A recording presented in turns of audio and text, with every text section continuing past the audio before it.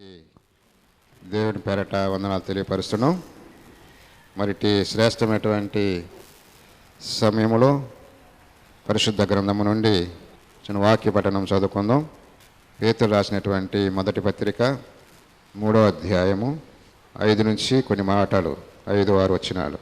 అటువలే పూర్వము దేవుని ఆశ్రయించిన పరిశుద్ధ స్త్రీలను తమ స్వపురుషులకు లోబడి ఉండుట చేత తమ్మును తాము అలంకరించుకున్నది.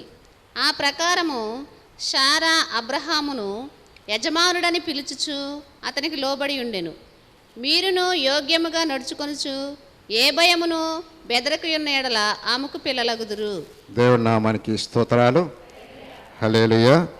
ప్రియా దేవుని బిడ్డలారా, మరి శ్రేష్టమైనటువంటి సమయంలో పరిశుద్ధ గ్రంథంలో ఉన్నటువంటి స్త్రీలు తన యొక్క భర్తలకు లోబడుచు ఏ విధముగా ఆశీర్వదించబడ్డారు, ఏ విధముగా దీవించబడ్డారు అన్న విషయాలు మరి మనము కూడా వాటి ప్రకారం నడుచుకున్నట్లయితే శ్రేష్టమైనటువంటి సమయంలో అనేకమైనటువంటి ఆశీర్వాదాలతో మనమందరము కూడా ముందుకు మన ఆత్మవిశ్వాసాన్ని కొనసాగించవచ్చు. కనుక ఆ సమయము 11:30 అయింది. దేవుని యొక్క వాక్యములకు వెళదాం. దేవుని యొక్క వాక్యములకు వెళ్ళబోయే ముందు మన మధ్య ఉన్నటువంటి దేవుని సంఘ అధ్యక్షులు అబ్రహాం ఈజీ తేరా గారు మన మధ్యన ఉన్నారు కనుక మొదటిగా మరి మన గ్రామమునకు మన యొక్క సంఘమునకు అతిథులుగా వచ్చినటువంటి జాన్ గేర్షాన్ గారు మన మధ్య ఉన్నారు కనుక వారి గురించి క్లుప్తంగా కొన్ని మాటలు తెలియపరుస్తారు. అందరూ కూడా శ్రద్ధగా ఆలకించవలసిందిగా మనవి. ప్రభు యేసుక్రీస్తు నామమున మీ అందరికీ నా యొక్క ప్రత్యేక వందనాలు తెలియపరుచుకుంటున్నాను. ఈ యొక్క సమయం చాలా దేవునికి ఆయనను మహింపరచడానికి కొరకు ఎంతో శుభదినముగా నేను కూడా భావిస్తున్నాను. నిజంగా మరి ఈ సమయంలో స్త్రీలు కూడిక మీరు ఏర్పాటు చేసుకుంటాం ఈ రీతిగా మీరు కొద్ది కాలం నుంచి చేస్తూనే ఉంటున్నారు అనుకోండి.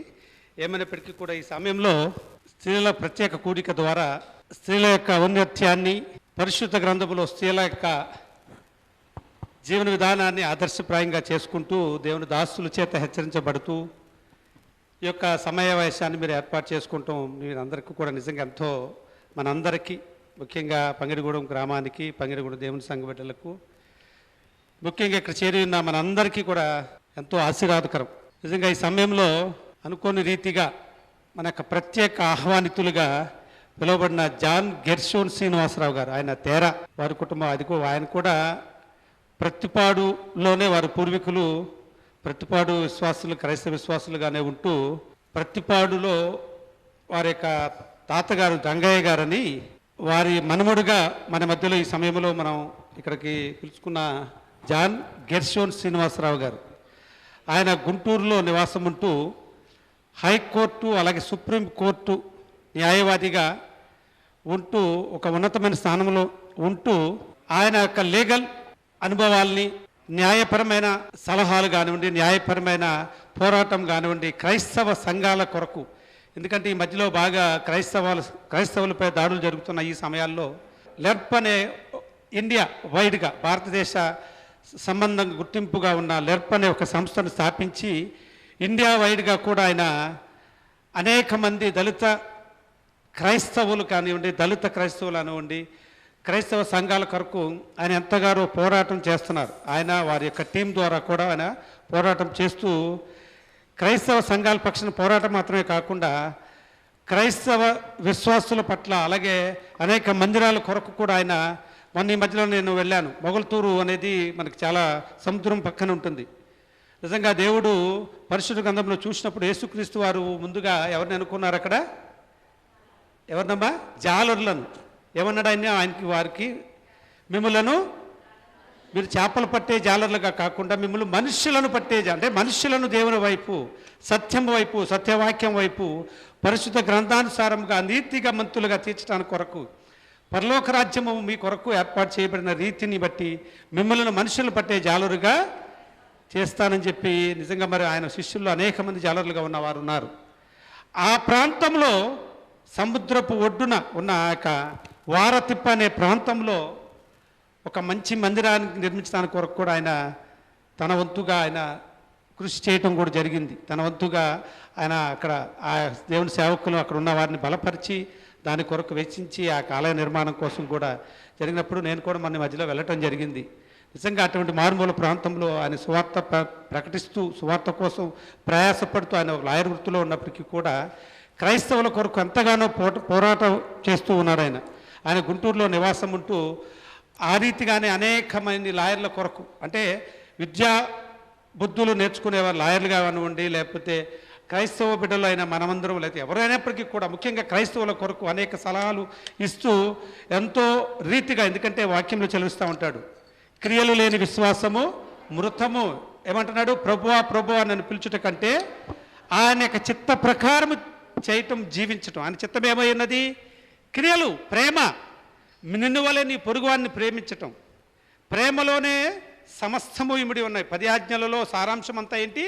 మొదటిది, నీ దేవుడైన యెహోవాను పూర్ణాత్మతోనూ పూర్ణ వివేకంతోనూ పూర్ణ మనస్సుతోనూ. రెండవ ఆజ్ఞ, 2 ఆజ్ఞలతోనూ 10 ఆజ్ఞలు ఇమిడి ఉన్నాయని మనకు తెలుసు కదా. రెండవది ఏంటి? ప్రేమ, నిన్ను వలె నీ పొరుగు. ప్రేమలోనే సమస్తము ఉన్నాయి. మనం ప్రేమ కలిగి ఉన్నట్లయితే మన పొరుగువారిని ద్వేషించము, పొరుగువారిని ఎడల క్రూరంగా ప్రవర్తించము, నరహత్య చేయము. ఇవన్నీ మనం చూస్తున్నాం. అంటే ప్రేమ అంటే ఒకరికి పొరుగువారికి సహాయపడటం అనేది ఆ యొక్క రీతిని ఆయన అనుసరిస్తూ అనేకులకు సహకారిగా ఉంటూ మన మధ్యలోకి ఈరోజు ఆయనని రావటం నిజంగా దేవుని యొక్క ఏర్పాటు ముందుగా అనుకోలేదు. ఈ యొక్క కూడికి ఏర్పాటు చేసుకున్న సమయంలో అనుకోని రీతిగా ఆయనతో నాకు కొంతకాలం నుంచి పరిచయం ఉండటం వల్ల, అయ్యా మరి ఇట్లా అని అంటే తప్పకుండా వస్తానండి అని స్త్రీల విషయంలో ఆయన కొన్ని అభిప్రాయాలను తెలియపరిచినప్పుడు నిజంగా మీ యొక్క సలహాలు అక్కడ అవసరం ఉన్నది మా యొక్క సంఘాల్లో, మా బిడ్డలకు, మా యొక్క విశ్వాసులకు, మన యొక్క పంగిడిగూడెం గ్రామానికి అని చెప్పి నేను ఆయన పిలిచినప్పుడు నిజంగా ఎంతో సంతోషంగా ఆయన రావటం మాత్రమే కాకుండా, అయ్యా నేను 2 రోజుల క్రితం ఫోన్ చేసి, అయ్యా మరి నేను అక్కడికి వస్తున్నాను కాబట్టి మన యొక్క స్త్రీలు ఎంతమంది ఉంటారు అక్కడ అంటే, స్త్రీలు కూడా అయ్యగారికి నేను ఫోన్ చేసినప్పుడు మీ పాస్టర్ గారికి ఆ స్త్రీలు, వివాహమైన స్త్రీలను మాత్రం ఇక్కడ కూడికి ఏర్పాటు చేసుకుంటున్నాం అన్నప్పుడు దాని కొరకు ఆయన వారు అందరికీ కూడా ఎవరికి తక్కువ కాకుండా చెప్పండి, ఒక అవసరమైతే 4 ఎక్కువే తీసుకొస్తాను కానీ అని చెప్పి అందరికీ కూడా చీరలు ఇవ్వాలన్న ఆశ కలిగి ఆయన నిజంగా మరి ఇతోధికంగా ఆయన మనసులో కలిగిన ప్రేరేపణ బట్టి మాత్రమే, అంతేగాని మనం ఎవరూ అడగలేదు.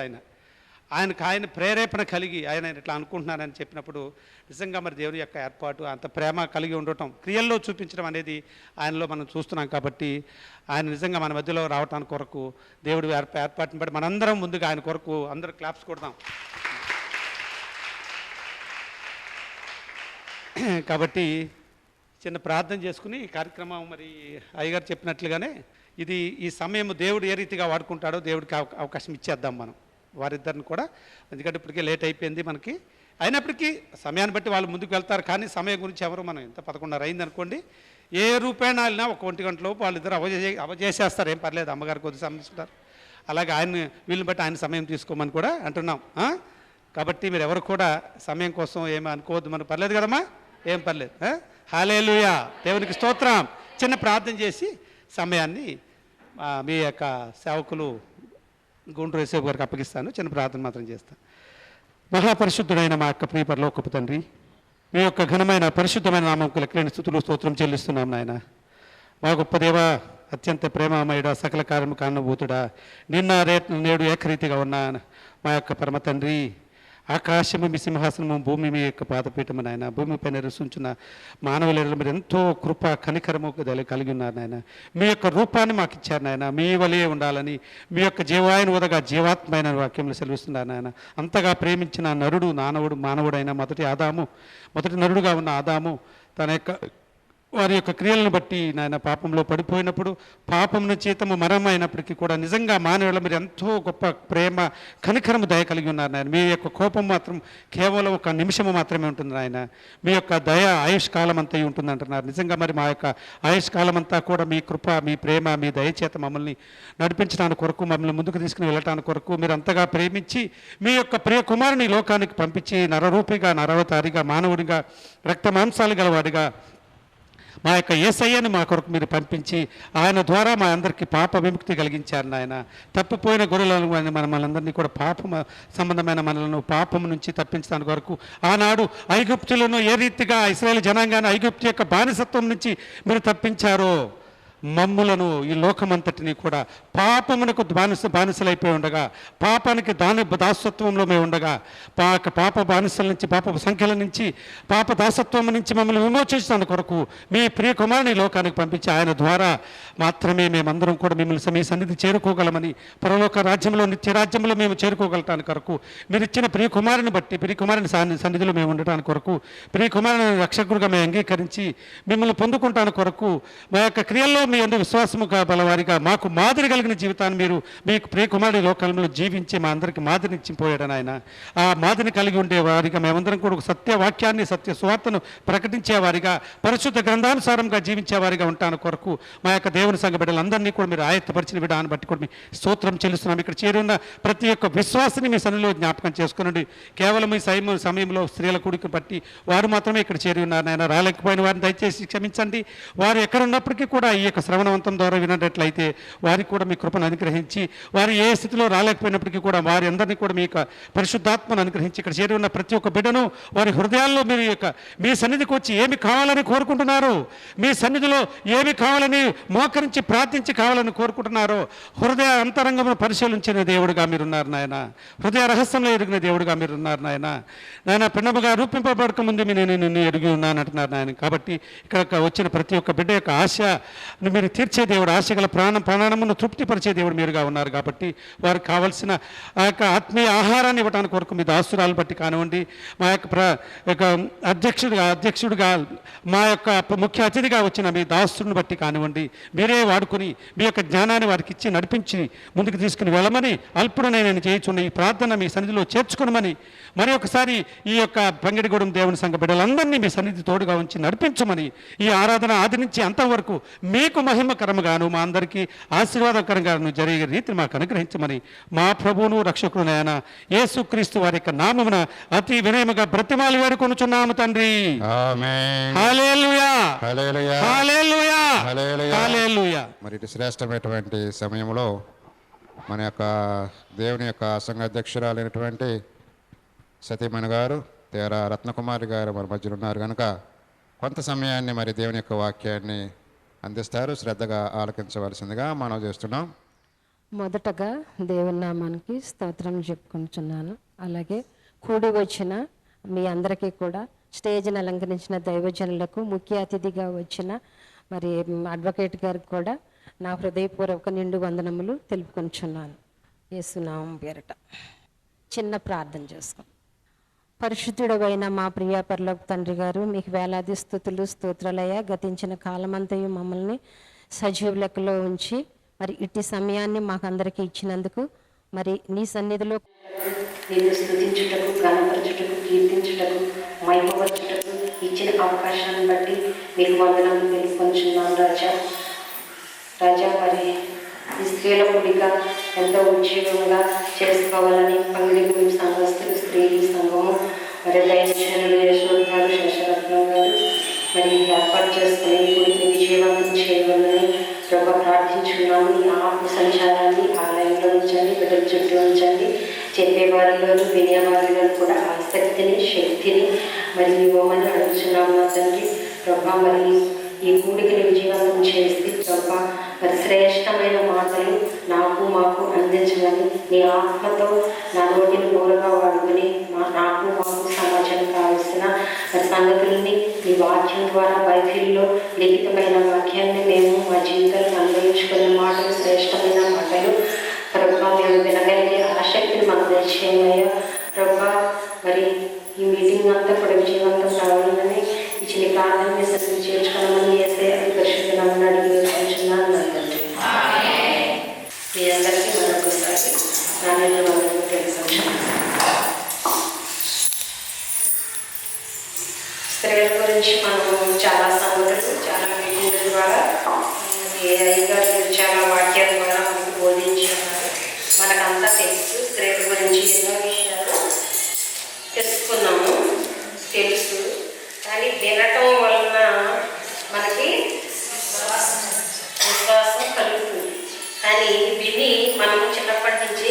క్రైస్తవ జీవితంలో మనమందరం కూడా చిన్నప్పటి నుంచి ఉన్నవాళ్ళం అని మనం ఎన్ని ఆచరిస్తున్నాం. మనకన్నీ తెలుసు కదా, ఏది మంచిగా ఏది చెడో అన్నీ తెలుసు. అన్నీ తెలిసి కూడా మంచిగా చేస్తాము మనం, మంచి పనులే. అంటే మనం వినేవారంగా ఉంటున్నామా, గైకొనగల వారంగా ఉంటున్నాం? వింటే సరిపోతుందా? గైకొనాలి కూడా. మరి ఈ లోకానికి పాపం స్త్రీ వల్లనే వచ్చింది అని అపవాదం మన స్త్రీల మీద ఉంది. కానీ అది స్త్రీల వలన మోక్షం కూడా వస్తుందని మరి మన కొరకు రక్తం కార్చిన యేసుక్రీస్తు గారు ఎవరి ద్వారా వచ్చారు? ఒక స్త్రీ ద్వారా వచ్చారు. బైబిల్లో సౌందర్యానికి మారుపేరు గల ఒక స్త్రీ ఉంది. ఎవరు చెప్పగలరా? ఎవరు చెప్పారు? చేతనే చెప్పమ్మ, గట్టిగా చెప్పు. ఎవరు చెప్పారు? చెప్పండి గట్టిగా, అందరికి వినిపించాలి. రూతు గారు. ఆమె సౌందర్యానికి, ఆమె రూతు అంటే అర్థమంట సౌందర్యం కలది. అంటే ఎటువంటి సౌందర్యం అంటే పేతురు పత్రికలో రాస్తారు కదా, దాని పైగా చదివించాడు. ఇక ఇవన్నీ మనకి తెలుసు, అలంకరణలు అవి కాదు. కానీ 6వ వచనం 4వ వచనంలో 3:4లో ఉంది. సాగుపోయినట్టు మృదువునైన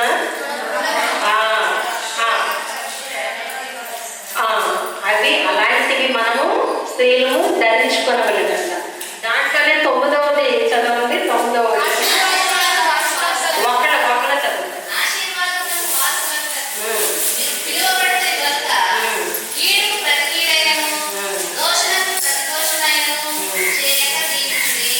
చాలు.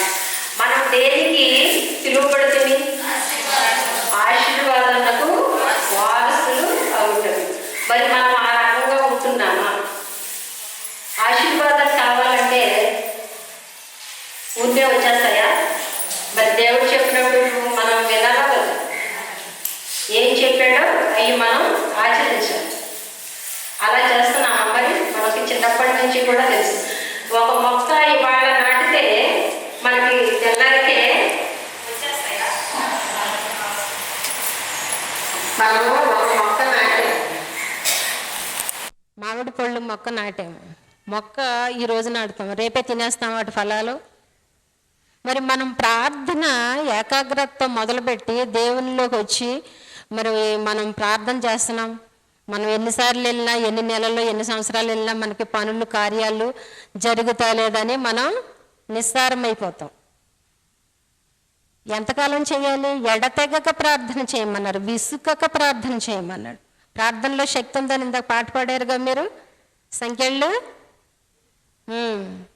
సింహాల బోన్లో ఆయన దానియేలు గారు స్నేహితులు అయిపోయినాయి అంట సింహాలు. అంటే ప్రార్థనలో అంత శక్తి ఉంది. ప్రార్థన విసుకక ఎడతెగక చేయాలి. ఒక్క రోజులోనే, కొద్ది కాలంలోనే మనకి ఒక్కొక్కసారి కొద్ది కాలంలో వచ్చిన వాళ్ళు ఉంటారు ఆశీర్వాదాలు, కొద్ది కాలంలోనే దీవించబడే వాళ్ళు ఉంటారు. కానీ మనం ఎప్పుడు కూడా మన ఏ ఇద్దరు కూడా, ఒక తల్లికి పుట్టిన ఏ ఇద్దరు కూడా జీవితాలు అక్క చెల్లెళ్ళనే చూసుకోండి మీరు. మనలో అక్క చెల్లెళ్ళు ఉన్నారు కదా అందరికీ, మన బంధువులకు కానీ మనకు కానీ తోబట్టువులు అందరూ ఒకేలా ఉంటున్నారా? అందరూ ఒకే మనస్తత్వాలతో ఉంటున్నారా? ఒకే జీవనం పొందుతున్నారా? అలా ఎప్పుడు కూడా ఇంకొకరితో మనము పోల్చుకోకూడదు. ఈ పోలికల వలన, కోరికల వలన కష్టాల పాలవుతున్నాం. మనం ఇంకొకరి గురించి మనం పోల్చుకుంటాం. ఎప్పుడు కూడా పక్క వాళ్ళతో మనం పోల్చుకుంటాం. పైకి కనిపించేవన్నీ నిజాలు కాదు. కొంతమంది నటించి బ్రతుకుతారు, కష్టాలున్నా పైకి కనపడేవారు. అవన్నీ నిజాలని పక్క వాళ్ళు అబ్బో ఆమెకేంటి లేచిన వాళ్ళు ఆయన ఎక్కడికి అడిగితే అక్కడికి తీసుకెళ్ళిపోతుంటాడు. నా కారులో తిరుగుతుంది, లేకపోతే ఆమెకు బండి మీద అబ్బో ఆమెకేంటి, లేకపోతే ఏదన్నా ఉద్యోగం చేసుకునేవాళ్ళు అనుకో అబ్బో వాళ్ళకేంటి అబ్బో. అవన్నీ నిజాలు కాదు. ప్రతి వారికి కూడా వాళ్ళకి సమస్యలు ఉంటాయి. అందరూ వచ్చి మీకు చెప్పుకోరు. కొంతమంది ఏంటంటే చిన్న సమస్యనే వేరే వాళ్ళకి వెళ్ళి చెప్పేసుకుంటారు. నేను వాక్యంగా ఎక్కువగా చెప్పాలి అనుకోవటం లేదు, కానీ వాక్యాలుగా మన అయ్యగారులు మనకి చాలా చెప్పారు, మనకు అన్నీ తెలుసు. ఇప్పుడు అందరూ ఫోన్లో చూసుకుంటున్నారు, అన్నీ తెలుసు. కానీ మనం వినటం కాదు, మన జీవితము, మన కుటుంబాలు, మన సంఘము, మన సమాజము మార్పు చెందాలి. ఏంటయ్యా ఇంతకాలం మనం వినటం వలన ఎంత సమయం వెచ్చించి ఇక్కడికి వచ్చి ఉంటున్నాం? ఎన్ని సంవత్సరాల నుంచి ఎన్ని మీటింగ్లకు మనం అటెండ్ అవుతున్నాం? మన కుటుంబాల్లో మన ప్రవర్తన ఎలా ఉంటుంది? 2 బళ్ళు ఉన్నాయంట. ఏం బళ్ళయ్యి? 2 స్కూల్స్. బడి అంటే లోబడి ఉంటాను అని ఇక్కడ ప్రమాణాలు చేస్తాం కదా మనం. ఇంకొకటి ఉందంట, ఇంకో బడి. అదేంటో చెప్తారా? తిరుగుబడి. లోబడి తిరుగుబాటు చేస్తాం. మరి మనం లోబడేటట్టు ఉంటున్నామా, తిరుగుబడే స్థితిలో ఉంటున్నామా? 2 బళ్ళు. లోబడి ఉండమన్నారు కదా. మరి అలా అని అన్నింటికి లోబడి ఉండాలని కాదు, కొన్నింటిని మనము వాక్య రూపంగా మనం కొన్ని ధైర్యంగా చెప్పగలగాలి. యోగ భక్తుడు ఉన్నాడు కదా, నీ యందు ఉన్న భక్తి నాకు ధైర్యం పుట్టింపదా. దేవునితో మనం నిజంగా ఉన్నప్పుడు మనకి ధైర్యము మనకి వస్తుంది. అవునా? మనకి ధైర్యము పుడుతుంది. మనకు ధైర్యము కావాలంటే మనం దేవునితో ఉండాలి. ఏ మాట అయినా మనం దేవుని వాక్యంతో చెప్పగలగాలి ఇతరులకు. మనం ఇతరులకి మాదిరిగా ఉంటున్నామా? మనము పురుషులకు లోబడి ఉండటమే కాకుండా అసలు ఈ 7వ వచనంలో పురుషులకు కూడా చెప్పాడు. ఒకళ్ళు ఒక మాట చెప్తే ఇంకొకరు వెనక లాగా ఉంటే బండి ముందుకెళ్ళదు.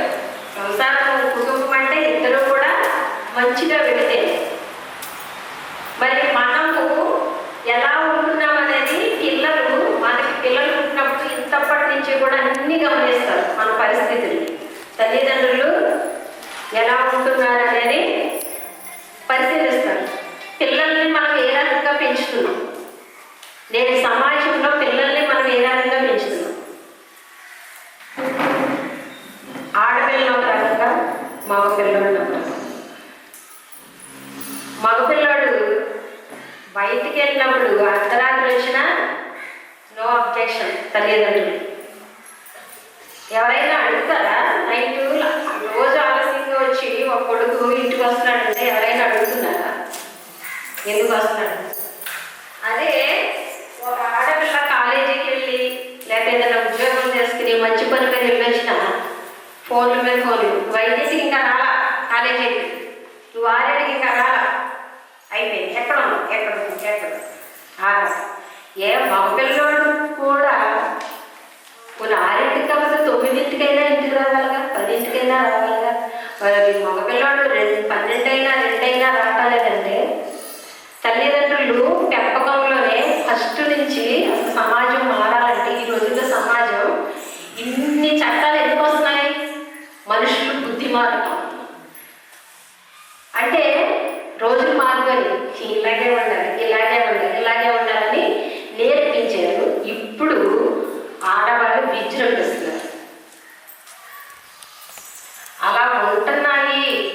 అంతకుముందు ఏంటంటే చాలామంది మానసికంగా వేదనకు గురయ్యి చనిపోతున్నారు, ఆత్మహత్యలు జరుగుతున్నాయని కొన్ని చట్టాలు తీసుకొచ్చారు ఆడవాళ్ళు. అవి అడ్డం పెట్టుకుని ఇప్పుడు చాలామంది ఈ తిరుగుబడిలోకి వచ్చేసారు. లోబడి ఎలా పోయి ఇప్పుడు తిరుగుబడిలోకి వచ్చేసారు. రివర్స్ అయిపోయింది అనమాట. ఇది ఎవరు తయారు చేశారు? మగపిల్లలని పెంచేటప్పుడు ఫస్ట్ తల్లిదండ్రులు నేర్పించాలి కదా. వాళ్ళకు కూడా కొన్ని పద్ధతులు తల్లిదండ్రులకి తెలుసు. వాళ్ళ పిల్లల లోపల అవన్నీ దాచిపెట్టేస్తారు, చక్కగా పెళ్లి చేసేస్తారు. మరి తర్వాత ఏమవుతుంది? ఈ మధ్యనే ఒక చక్కగా మంచిగా ఎంగేజ్మెంట్ చేయించుకుంటారు. 600 కోట్లు అంట అయింది. ఫోన్ తెలిస్తే అదే అందరూ తెలుసు. తర్వాత అంటే ఆమె దొరకనను, దొరికితే మాత్రం చట్టం వదలదు ఎవరిని. ఇప్పుడు ఆమెకే నరకమే, ఆమెకే అప్పుడు ఇలా చాలా జరుగుతున్నాయి కదా, నేను తోసేయచ్చాను కానీ బయటపడుతుంది. దేవుడు ఎప్పుడు కూడా చూసి చూడనట్టు ఉండడు. బయటపడే రోజు ఒక రోజు పండు పచ్చిగా ఉన్నప్పుడే చెట్లు ఉంటుంది, అది పక్వానికి వచ్చినప్పుడు అది ఏమి అంటుకుని ఉండవు. అసలు నువ్వు కొంచెం కాయ పట్టిందని వెళ్ళి అక్కడ పక్కన పట్టుకోగానే చేతిలో కూర్చొచ్చేస్తావు. ఇంకో 2 రోజులు ఉండేసరికి కానొస్తుంది కింద పక్వానికి వచ్చిన పాపము బయటపడుతుందో పడదా? నువ్వు చాటుగా ఇప్పుడు ఏదో చేసేస్తున్నాను చూసేస్తున్నాను అనుకుంటున్నా, అవి బయటపడే రోజులు వస్తాయి. దేవుడు తప్పకుండా బయట పెట్టిస్తాయి. తెలుసు 23-24 ఇండియాలో రహస్యమందు దాగగల నరుడు ఎవడైనా ఉన్నాడా నాకు అంటే ఆయనకి అన్ని బహిష్కరణ అయిపోతాయి. చదవద్దాం, మన వెనకాల ముఖ్య అతిథి గారు ఉన్నారు, ఆయన ఇచ్చేస్తాను సమయాన్ని. అంటే స్త్రీలు ఉంది కదా అనేది స్త్రీలకి కొన్ని మాటలు చెప్తామని చెప్తున్నాను. ఏదైనా సమస్యలు లేకుండా ఎవరు ఉండరు. సమస్యలు ఉన్నప్పుడు మన పెద్దవారితో కానీ సంఘ సేవకులు గారు వారితో కానీ మనము కొన్ని మాటలు మధ్యవర్తులుగా పెట్టుకుని మనము అడిగి వాటిని తీర్మానం చేసుకోవాలి. చాలామంది ఎవరొకరు ఇష్టపడి పెళ్ళిళ్ళు చేస్తున్నారు. పిల్లలు ఇంతంత పిల్లలు ఉండగా విడాకులు తీసేస్తారు. వాళ్ళకి నచ్చినట్టు స్వేచ్ఛగా బతుకుతారు. అసలు స్వేచ్ఛ అంటే నీకు ఎంతవరకు స్వేచ్ఛ? నీ మాటల వలన, నీ ప్రవర్తన వలన ఇంకొకరిని ఇబ్బంది పెట్టే స్వేచ్ఛ నీకు ఇవ్వాల. బైబిల్లో ఇవ్వాల, రాజ్యాంగంలో ఇవ్వాల. నీకు స్వేచ్ఛ ఉన్నదని నీ ఇష్టం వచ్చినట్టు పక్కవాడడం, లేకపోతే నీకు వేరే ఎవరన్నా ఉండంటే ఇంకే వాళ్ళు తిరిగితే ఊరుకుంటారండి. ప్రతిదానికి పరిమితులు అనేవి ఉన్నవి. మరి పిల్లల గురించి కూడా ఆలోచించుకోకుండా తీసేసుకుంటున్నారు. చాలా ఈజీగా తీసేసుకుంటారు విడాకులు.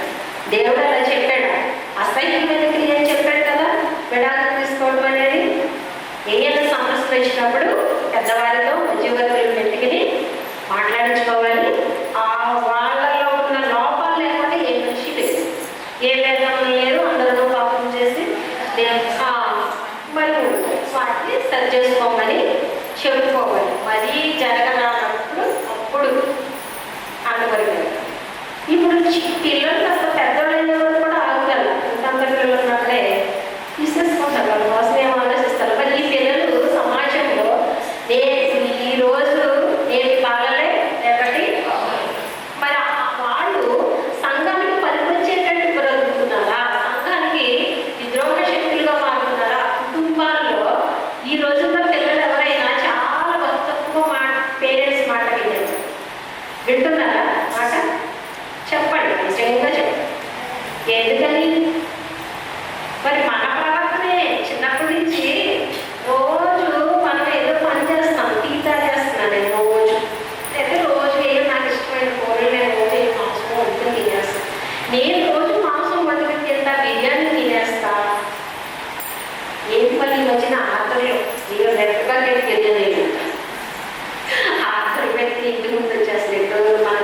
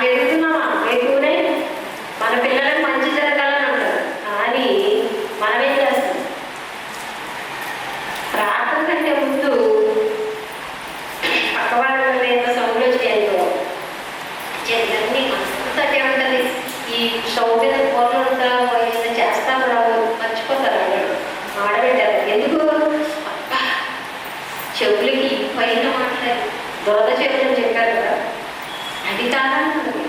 అట్టింట్లో ఏం చేయడం పోతుందో వీళ్ళు బిర్యానీ తిన్నాను ముందు పనింట్లో మాడిపోతుంది. ఇది చూసుకుంటా మన కంటిలో ఉన్న గోళాన్ని చూసుకోకుండా ముందు మనీలు చక్కబెట్టుకోకుండా ఎదుటి చెప్పారు బాగా. అవును కదా. మరి ఎలాంటి అలంకారం, ఎలాంటి గుణాలు, మరి రూతు సౌందర్యం వెళ్తాను కదా, ఆ రూతు ఎంత న్యాయంగా ధర్మబద్ధంగా ఆలోచించిందో చూడండి. భర్త చనిపోయినా ఆ వార్త అనే అమ్మ వెళ్ళిపోయింది. పోయేవి నన్నురాలు దేవుడికి తెలియదు, దేవుడు అయినా ఆమె వెళ్ళిపోయింది. ఆ మాట ఏమైనా చూసారా, ఏ ఇద్దరి స్వభావం ఒకలా ఉండదు. తోడుకోడళ్ళైనా కషిడ్లైనా వాళ్ళు ఎవరైనా సరే ఇంకొకరికి ఎప్పుడు కోసుకోవద్దు. ఏం చేస్తుంది, ధర్మము పాటించింది. నీ దేవుడే మా దేవుడు, నీతోనే వస్తాను. చూసారా, అక్కడ దేవుడికి తెలిసిన స్వభావం. మనము పిండముగా రూపింపబడకుంటే మన స్వభావం మన గురించి తెలుస్తాయి. ఆయన బోయస్ని ఏర్పాటు చేశాడు. ఆయన పొలంలో అవని ఉండేటట్టు. మరి ఆ బోయస్ని వివాహం చేసుకున్నట్టు వల్లేమా బోయస్సు ఒబేదు కలను, ఒబేదు ఆకారు వచ్చి ఉంటాడు.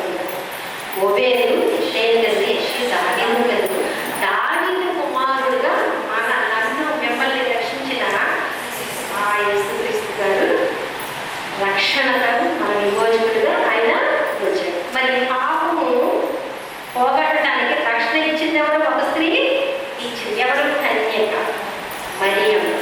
అసలు కన్యక మరియమ్మని ఎలా చూసుంటాడు? హృదయాన్ని, సుగుణాన్ని చూసే కదా కన్యక ఆమె ఎంచుకుని ఇచ్చాడు. మరి ఒక రోజులోనే మనము పవిత్రమైపోతామా?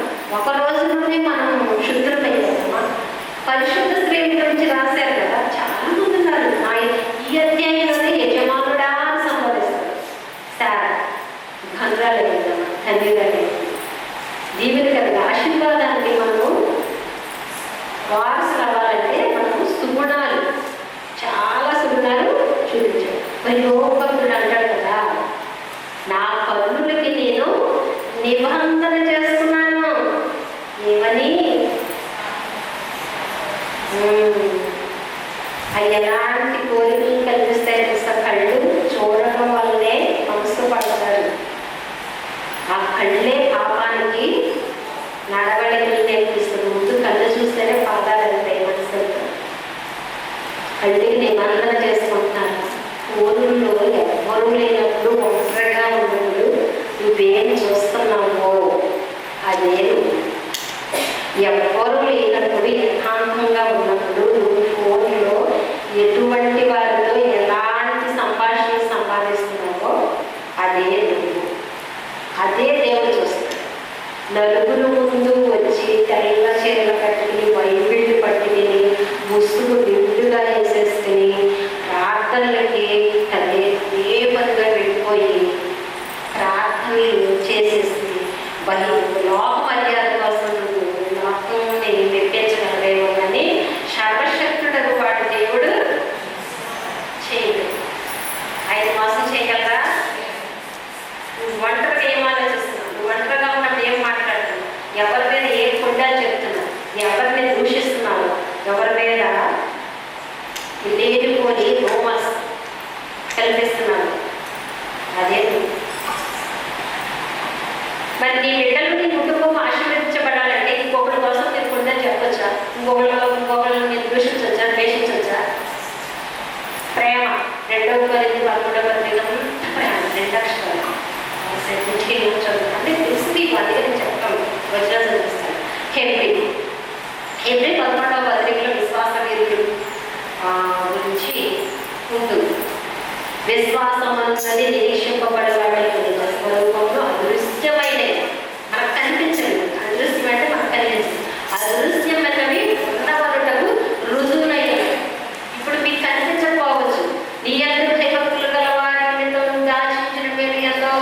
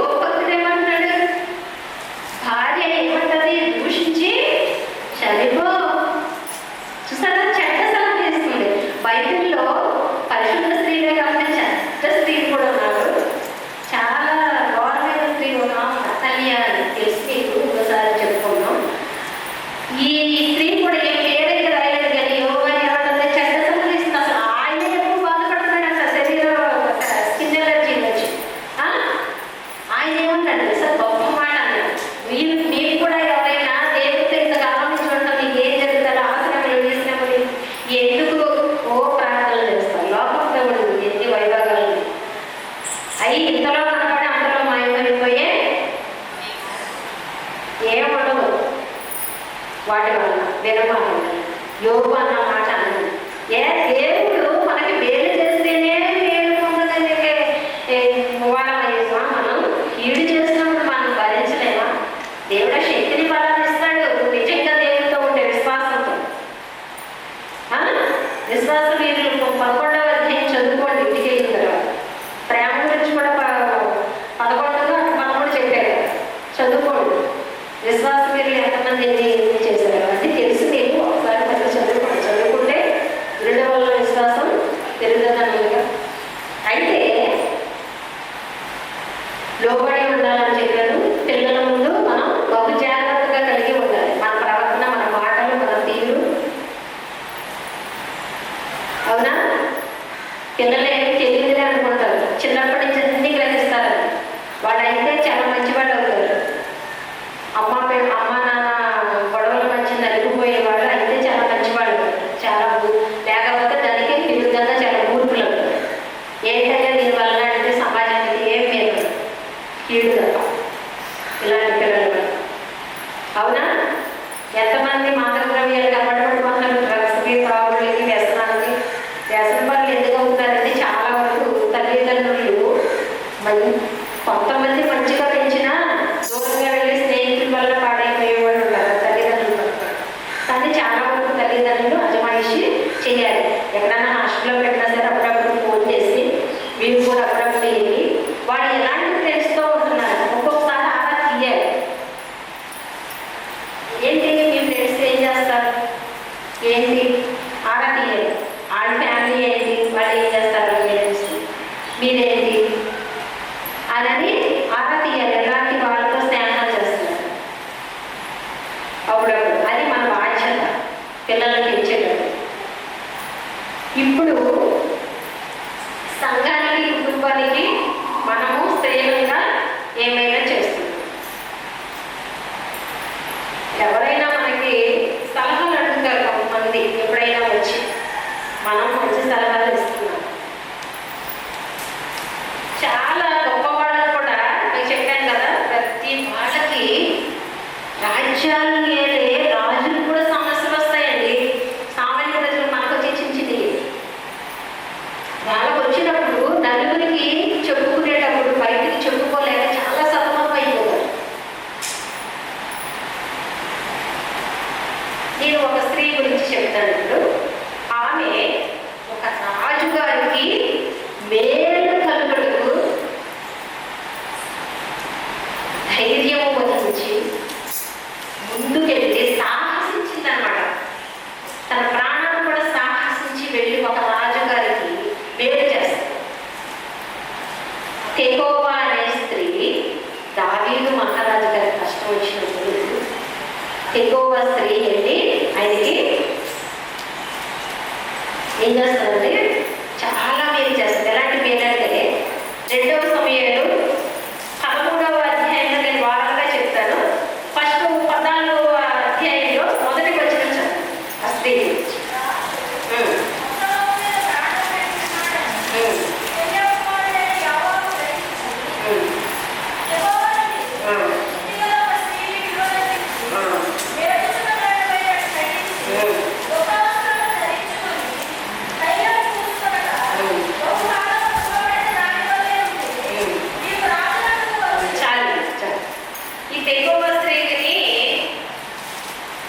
గురించి చెప్తాను అన్నాను కదా.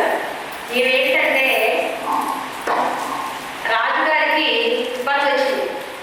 ఎట్లాంటి ఇబ్బంది అంటే అది రాజ్యంలో సామాన్య ప్రజలు చేసిన తప్పిదం కాదు, కానీ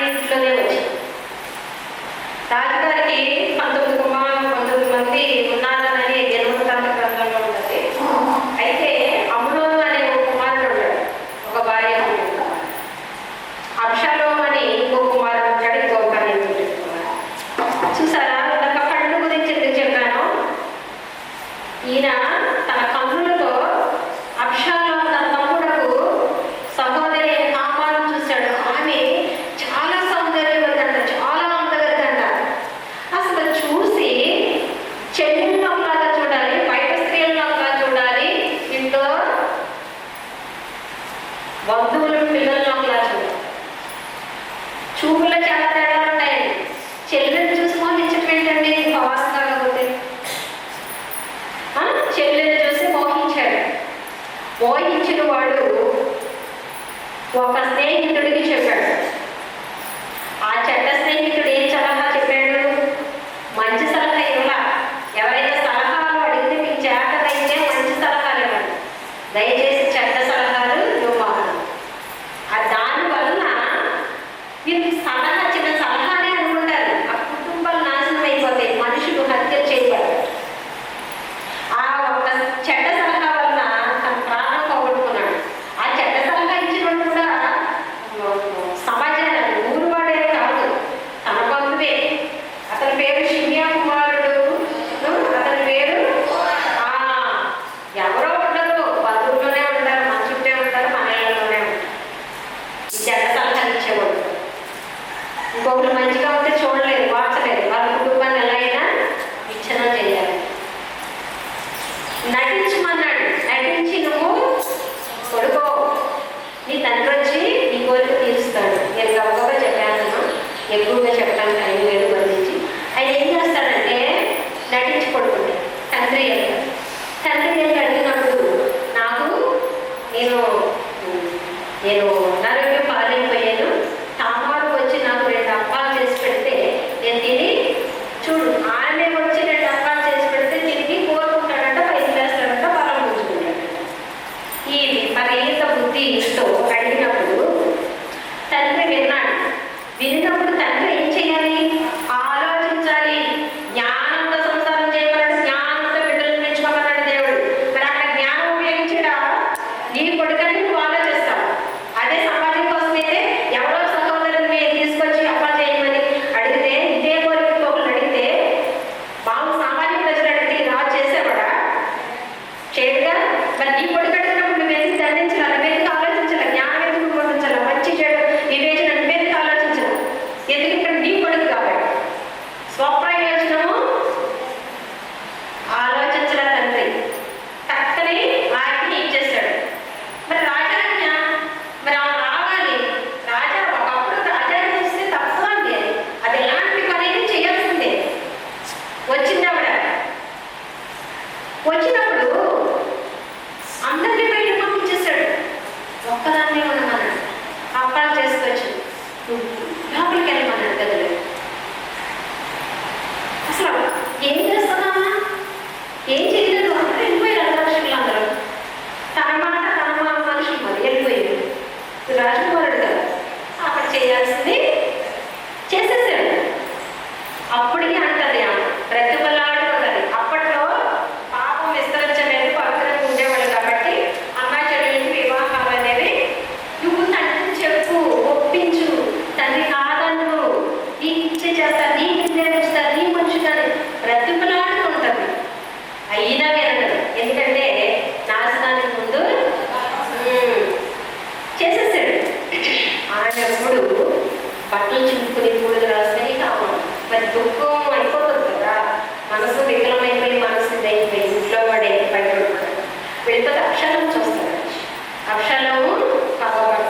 ఎందుకంటే తన సొంత చెల్లెలు ఆరుగా కనీసం అయినప్పుడు రాజుకు తెలిసింది.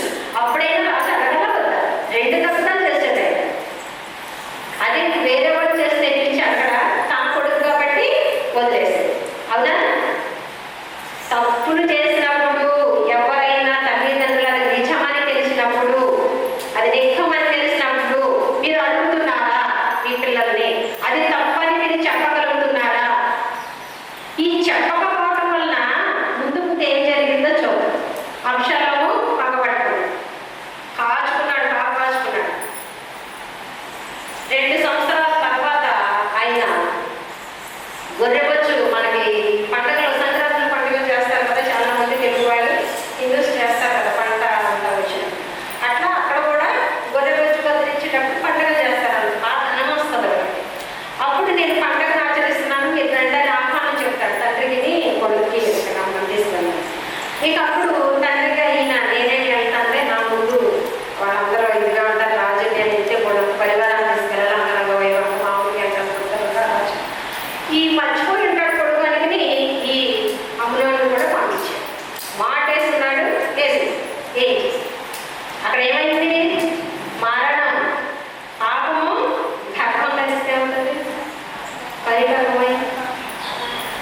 ఈ రాజు ఉండే కొడుకుని పిలిచి కనీసం ఓ 2 నెలలన్నా, 1 నెలన్నా, 4 రోజులన్నా జైల్లో పెట్టు తప్పని మందలించి ఏదో ఒకటి శిక్షణ ఇస్తే ప్రాణం పోలేదు కాదు.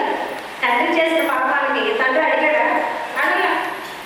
తండ్రి అలా అడిగినట్లయితే వీడు కొంచెమన్నా ఉపశమనం వచ్చి శిక్షించాడే, మందలించాడని అక్షరంలో మారిపోయాడు. చంపేశాడు. మరణమైపోయిందిగా. మరణమైపోయిందిగా. ఇప్పుడు ఏం చేస్తాడంటే అక్షరము భయంకరమైన రాజు తమ్ముడు చంపేశాడు కదా, అన్నం చంపేశాడు కదా, భయపడిపోయి అమ్మమ్మ ఇంటికి. ఈయన కూడా అమ్మమ్మలు నాయనమ్మలు పిల్లలకి చాలా కారాలు పెడతారు. ఇక్కడ అమ్మమ్మలు నాయనమ్మలు ఉంటే వెళ్ళండి దయచేసి. ఎవరైనా వచ్చినప్పుడు ఎక్కువ కాలం మీ దగ్గర ఉంటున్నప్పుడు ఆరాటండి. ఎందుకు వచ్చారు వాళ్ళు, ఏ పని మీద వచ్చారు, ఎన్ని రోజులు ఉంటారు, ఏంటైనా ఏంటమ్మా ఇన్ని రోజులు ఏంటి చదువుకుంటున్నారా, అది ఉద్యోగం సంథింగ్ ఏ పనులు ఏంటమ్మా ఆరాటండి. మీకు తెలిసినప్పుడు అవి దాచేస్తారు చూడరు. అధికారము చేయకూడదు. అమ్మలు కూడా అలా దాచేస్తారు చాలా. అమ్మమ్మ దగ్గరికి వెళ్ళిపోయాడు. ఎంతో మంది స్నేహితులు ఉంటారు, వాళ్ళ దగ్గరికి వెళ్ళాడా? అమ్మమ్మ దగ్గరికి పారిపోయాడు. అంశాలు అక్కడ దాక్కున్నాడు. ఎందుకు? రాజు చంపేస్తాడు. అప్పుడు ఈ తెగవ స్త్రీ ఒక యుక్తి గల స్త్రీ. యుక్తి అంటే తెలివి. దాని మొదలుకొని వేష వరకు ఆ రాజ్యాలు అన్నింటిలో కూడా ఏమిటి తెగవ స్త్రీని ఎన్నుకున్నాడు. గావాబు గారు కూడా ఎవరో కాదు, దావీదు గారికి మేనలు, సిరియా కుమారుడు అని అంటారు. ఈయన ఈమైతే బాగా నటించగలదు. ముందే చెప్పాడు ఇట్లా చెయ్యాలి. అన్నం తిన్నట్టు 10 రోజులు అన్నం తిన్నట్టు, తలకు నూనె వేయకుండా, స్నానం చేయనట్టు, అలా అంటే ఏంటంటే దుఃఖంతో నిండిపోయినట్టు నువ్వు నటించాలంటే నువ్వు నటించడమే కాకుండా జీవించేసి ఆ అధ్యాయంలో చదువుకోండి. మీరు అక్కడికి వెళ్ళిన తర్వాత చాలా మాటలు, మంచి మాటలు మాట్లాడతారు రాజుగారు. ఎంత ధైర్యం వేస్తే మన మామూలు వాళ్ళ ముందు మాట్లాడాలంటే చాలా భయపడతాం. ఒక మంత్రులు ఉన్నా, ఎవరైనా మనకంటే పెద్దవాళ్ళు ఉన్నా, అధికులు ఉన్నా, వాళ్ళ ముందు మనం మాట్లాడాలని చాలా భయపడతాం. ఒక మహారాజు దగ్గరికి వెళ్ళి నాటకం చేసి ఆ నాటకం బయటపడితే ఉన్నాం కదా, ఉత్శిక్ష చేస్తాడు. రాజు ఏంటంటే ప్రాణాన్ని తెగించేయడు. అంటే అలాంటి స్త్రీ కాబట్టి నేను వెతికిన గౌరవ్ గారు ఆమెను పంపించాడు. ఈ బైబిల్లో ఆమె పేరు రాయబడింది. తెగవ స్త్రీ యుక్తి కలదు, చాలా ధైర్యం కూడా కలదు. ఒక మంచి పని చేయడానికి మీరు ధైర్యం వహించాలి. సంఘానికి ఎప్పుడైనా ఏదన్నా అవసరం అయిందనుకో, సంఘ పనుల్లో మీరు తోడ్పాటు చేయడానికి ధైర్యం వహించాలి. వాళ్ళందరూ పనులకు వెళ్ళిపోతుంటే నేను మాత్రం ఎందుకు కురిపెళ్ళి కూర్చుని నేను అంటించుకోవడం సంఘ పని. ఈ పని నాకెందుకు, ఇది నాకెందుకు అని ఊరుకుంటే మరి ఇక్కడ అక్షరంలో సేవ అయ్యేవాడ, అక్షరంలో మళ్ళీ రాజ్యంలో కట్టించేవాడ దావీదు మహారాజు గారు. అసలు ఆయన గురించి కాక ముందు ఏమైంది, దావీదు మహారాజు గారికి చెడ్డ పేరు వస్తుంది, తన మేనమామ చెడ్డ పేరు వస్తుందని యోవాబుగా కట్టించాడు. రాజు మీద పడిన నింద పోయేదా, నాకెందుకు అనుకుంటే. అలా ఎప్పుడు కూడా కుటుంబంలో ఏదైనా సమస్యలు వచ్చినప్పుడు కూడా ముందుకి చేతనైనంత వరకు ముందుకెళ్ళి మంచి మాటలు చెప్పి సమయోచితమైన మాట వెండి పళ్ళెంలో పెట్టిన బంగారు పళ్ళు. మరి మన మాట్లాడుతున్నాయా? అదికి ఆర్యం వచ్చినట్టు అట్లా ఉంటాయి. మంచి మాటలు చెప్తున్నాము మనం. ఎవరికైనా గొడవలో సమస్యలు వచ్చినప్పుడు కుటుంబాల్లో మన మాటలు ఎలా ఉంటున్నాయి? సమస్యలు తీర్చేటట్టు ఉంటాయా? మన మాటల వల్ల సమస్యలు పెంచేటట్టు ఉంటాయి. భార్య భర్తల గొడవలు వచ్చినాయి అనుకో, భార్య చెప్పాక భర్త చెప్పారు, ఇద్దరిని ఇండియా పాకిస్తాన్ ఇంకా ఎప్పుడు కలిసి వీళ్ళకి ఎంత ఆనందమో కాదు. మరి వీళ్ళ కుటుంబంలో జరిగితే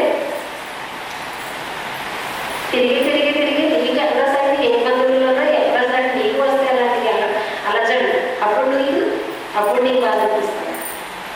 ఇతర కుటుంబాల్లో ఎవరికైనా సమస్యలు వచ్చినప్పుడు ఎలాంటి మాటలు చెప్తున్నారు? ఆ సమస్యను పెంచేటట్టు చెప్తున్నారా, తగ్గించేటట్టు చెప్తున్నారు? అప్పుడు రాజుగారికి సహాయం చేయడానికి వెళ్ళిందేమో.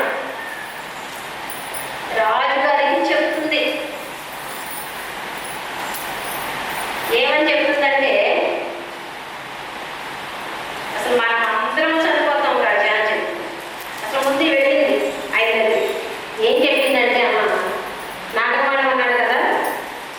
అయ్యా నా ఎన్ని వాడారు నా రాజాన్ని రాసినప్పుడు నా మనవి వినమని చెప్తుంది. నేను ఒక విధవరాలి, భర్తను పోగొట్టుకున్నాను, నాకు 2 కుమారులు, పొలం గురించి గొడవ పడుతున్నారు. గొడవలు పడి ఒక కుమారుని చంపేశారు.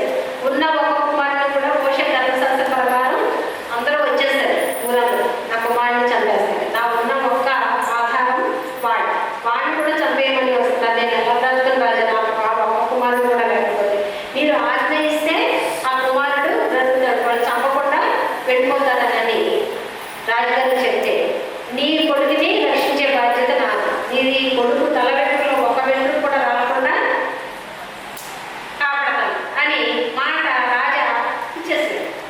మరి ఆయన మాట ఇచ్చిందంటే మాట తప్పడు కదా. ఇప్పటికే ఆలస్యంగా 12వ వచనంలో మళ్ళీ అంటది, నా ఏలివాడ నీకు ఇంకోసారి ఇంకో మాట చెప్తాను. చూడండి, అసలు రాజుగారితో మాట్లాడటానికే భయం, మళ్ళీ ఆ ధైర్యం చూడండి. ఇంకో మాట చెప్తాను రాజా అని మళ్ళీ మొదలుపెట్టి, అప్పుడు ఈయన మీద పడిన మచ్చను పోగొట్టడం కోసం అందరూ ఏంటంటే జనులందరూ కూడా అక్షరాలను చంపేస్తున్నాడు రాజు. తప్పు చేసిన కొడుకునేమో గద్దించలేకపోయాడు, ఆ గద్దించిన చంపితేనేమో అక్షరాలని దూరంగా పారిపోయాడు, చంపేస్తారు చూస్తున్నాడు అని రాజు మీద వీళ్ళు చెప్పుకుంటారు జనాలు, ప్రజలు. ఆ చెడు వార్తని ఆ చెడ్డ పేరు తీసివేయడం కోసం వచ్చింది నటించడానికి. అప్పుడు అడుగుతారు, రాజా మరి నాకైతే ఇలా మీరు చెప్పారు, నాకు న్యాయం మీకు న్యాయమా? మరి అక్షరంలోకి వెళ్ళిపోయి అక్కడ 3 సంవత్సరాలు అక్కడ వాడిపోయి ఉన్నాడు, ప్రాణభయంతో ఉన్నాడు, మరి ఆ బిడ్డను కూడా మీరు చేర్చుకోవచ్చు కదని ఆయన కన్నులు తెలిసేటట్టు చెప్తారు. అప్పుడు వెంటనే చూడండి, ఈయన ఆ 2 విషయాల్లోనూ ఆయన తప్పు చేసింది కూడా ఒక్కసారి, ఆ ఒక్కసారి కూడా తప్పని తెలుసుకుని ఆయన తలవంచాడు, సరిదిద్దుకున్నాడు ఆయన తప్పుని. ఇప్పుడు కూడా ఒక సామాన్యమైన స్త్రీ వెళ్ళి ఆయన కన్నులు తెలిసేటట్టు అక్కడ 14లో చెప్తా చూడండి, మనం అందరం తప్పట్టు చూడండి.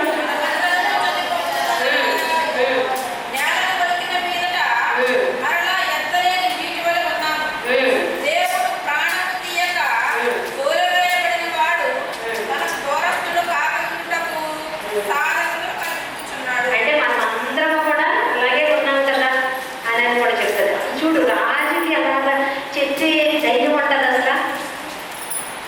మనమైతే చెప్పగలమా? భయం మనకి, అమ్మో ఎవరేమనుకుంటారు, లేకపోతే నన్ను ఏమన్నా దండించేస్తారు, నన్నేమైనా నాకేమైనా నా కుటుంబానికి ఏమైనా హాని జరుగుతుంది అని మనం భయపడిపోతాం. కానీ ఆమె ఎంత ధైర్యంగా చెప్తుందో చూడండి రాజు. అప్పుడు వెంటనే ఆయన గ్రహించి, ఇది నీకు యోవాబు చెప్పాడా నటించమని? వెంటనే ఆయన గ్రహించేశాడు. ఆయన చాలా మేధావి, ఆయన చాలా తత్వవేత్త, మనసు తెలిసిన మనోవిజ్ఞాన శాస్త్రవేత్త. చూసారా మనసు ఎలా గ్రహించారో? వెంటనే వేస్తాడనమాట. నీకు ఇది యోవాబు చెప్పాడా? యోవాబే కదా నేను పంపించింది నటించు. వెంటనే వేస్తాడు. అయ్యా ఇంత గొప్ప మహనీయుడు అయ్యా, దేవదూతల స్వభావం కలవాడు, నీకు వెంటనే గోచరం అయిపోయింది యోవాబు అని అవునైనా. అప్పుడు యోవాబు కూడా ఒప్పుకుంటాడు. ఆఖరికి ఆయన అక్షరం కూడా అరికాలు మొదలుకొని నన్ను ఎత్తు వరకు చాలా సౌందర్యం కలవాడు. దాంట్లో రాసుంటారు 13వ అధ్యాయం.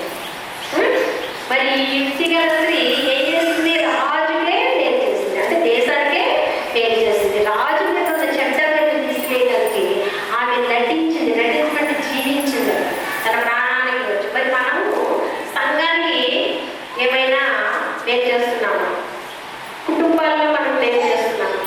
ఆపద వచ్చినప్పుడు ఎవరైనా మన దగ్గరకు వచ్చినప్పుడు ఆ చెడ్డ యెహోవాలాగా ఆయన చెడ్డ సలహాలు ఇస్తున్నామా? అలాంటి చెడ్డ సలహాలు ఇచ్చి కుటుంబాలను కానీ ఏమైనా బంధాలను కానీ విడదీస్తున్నారా?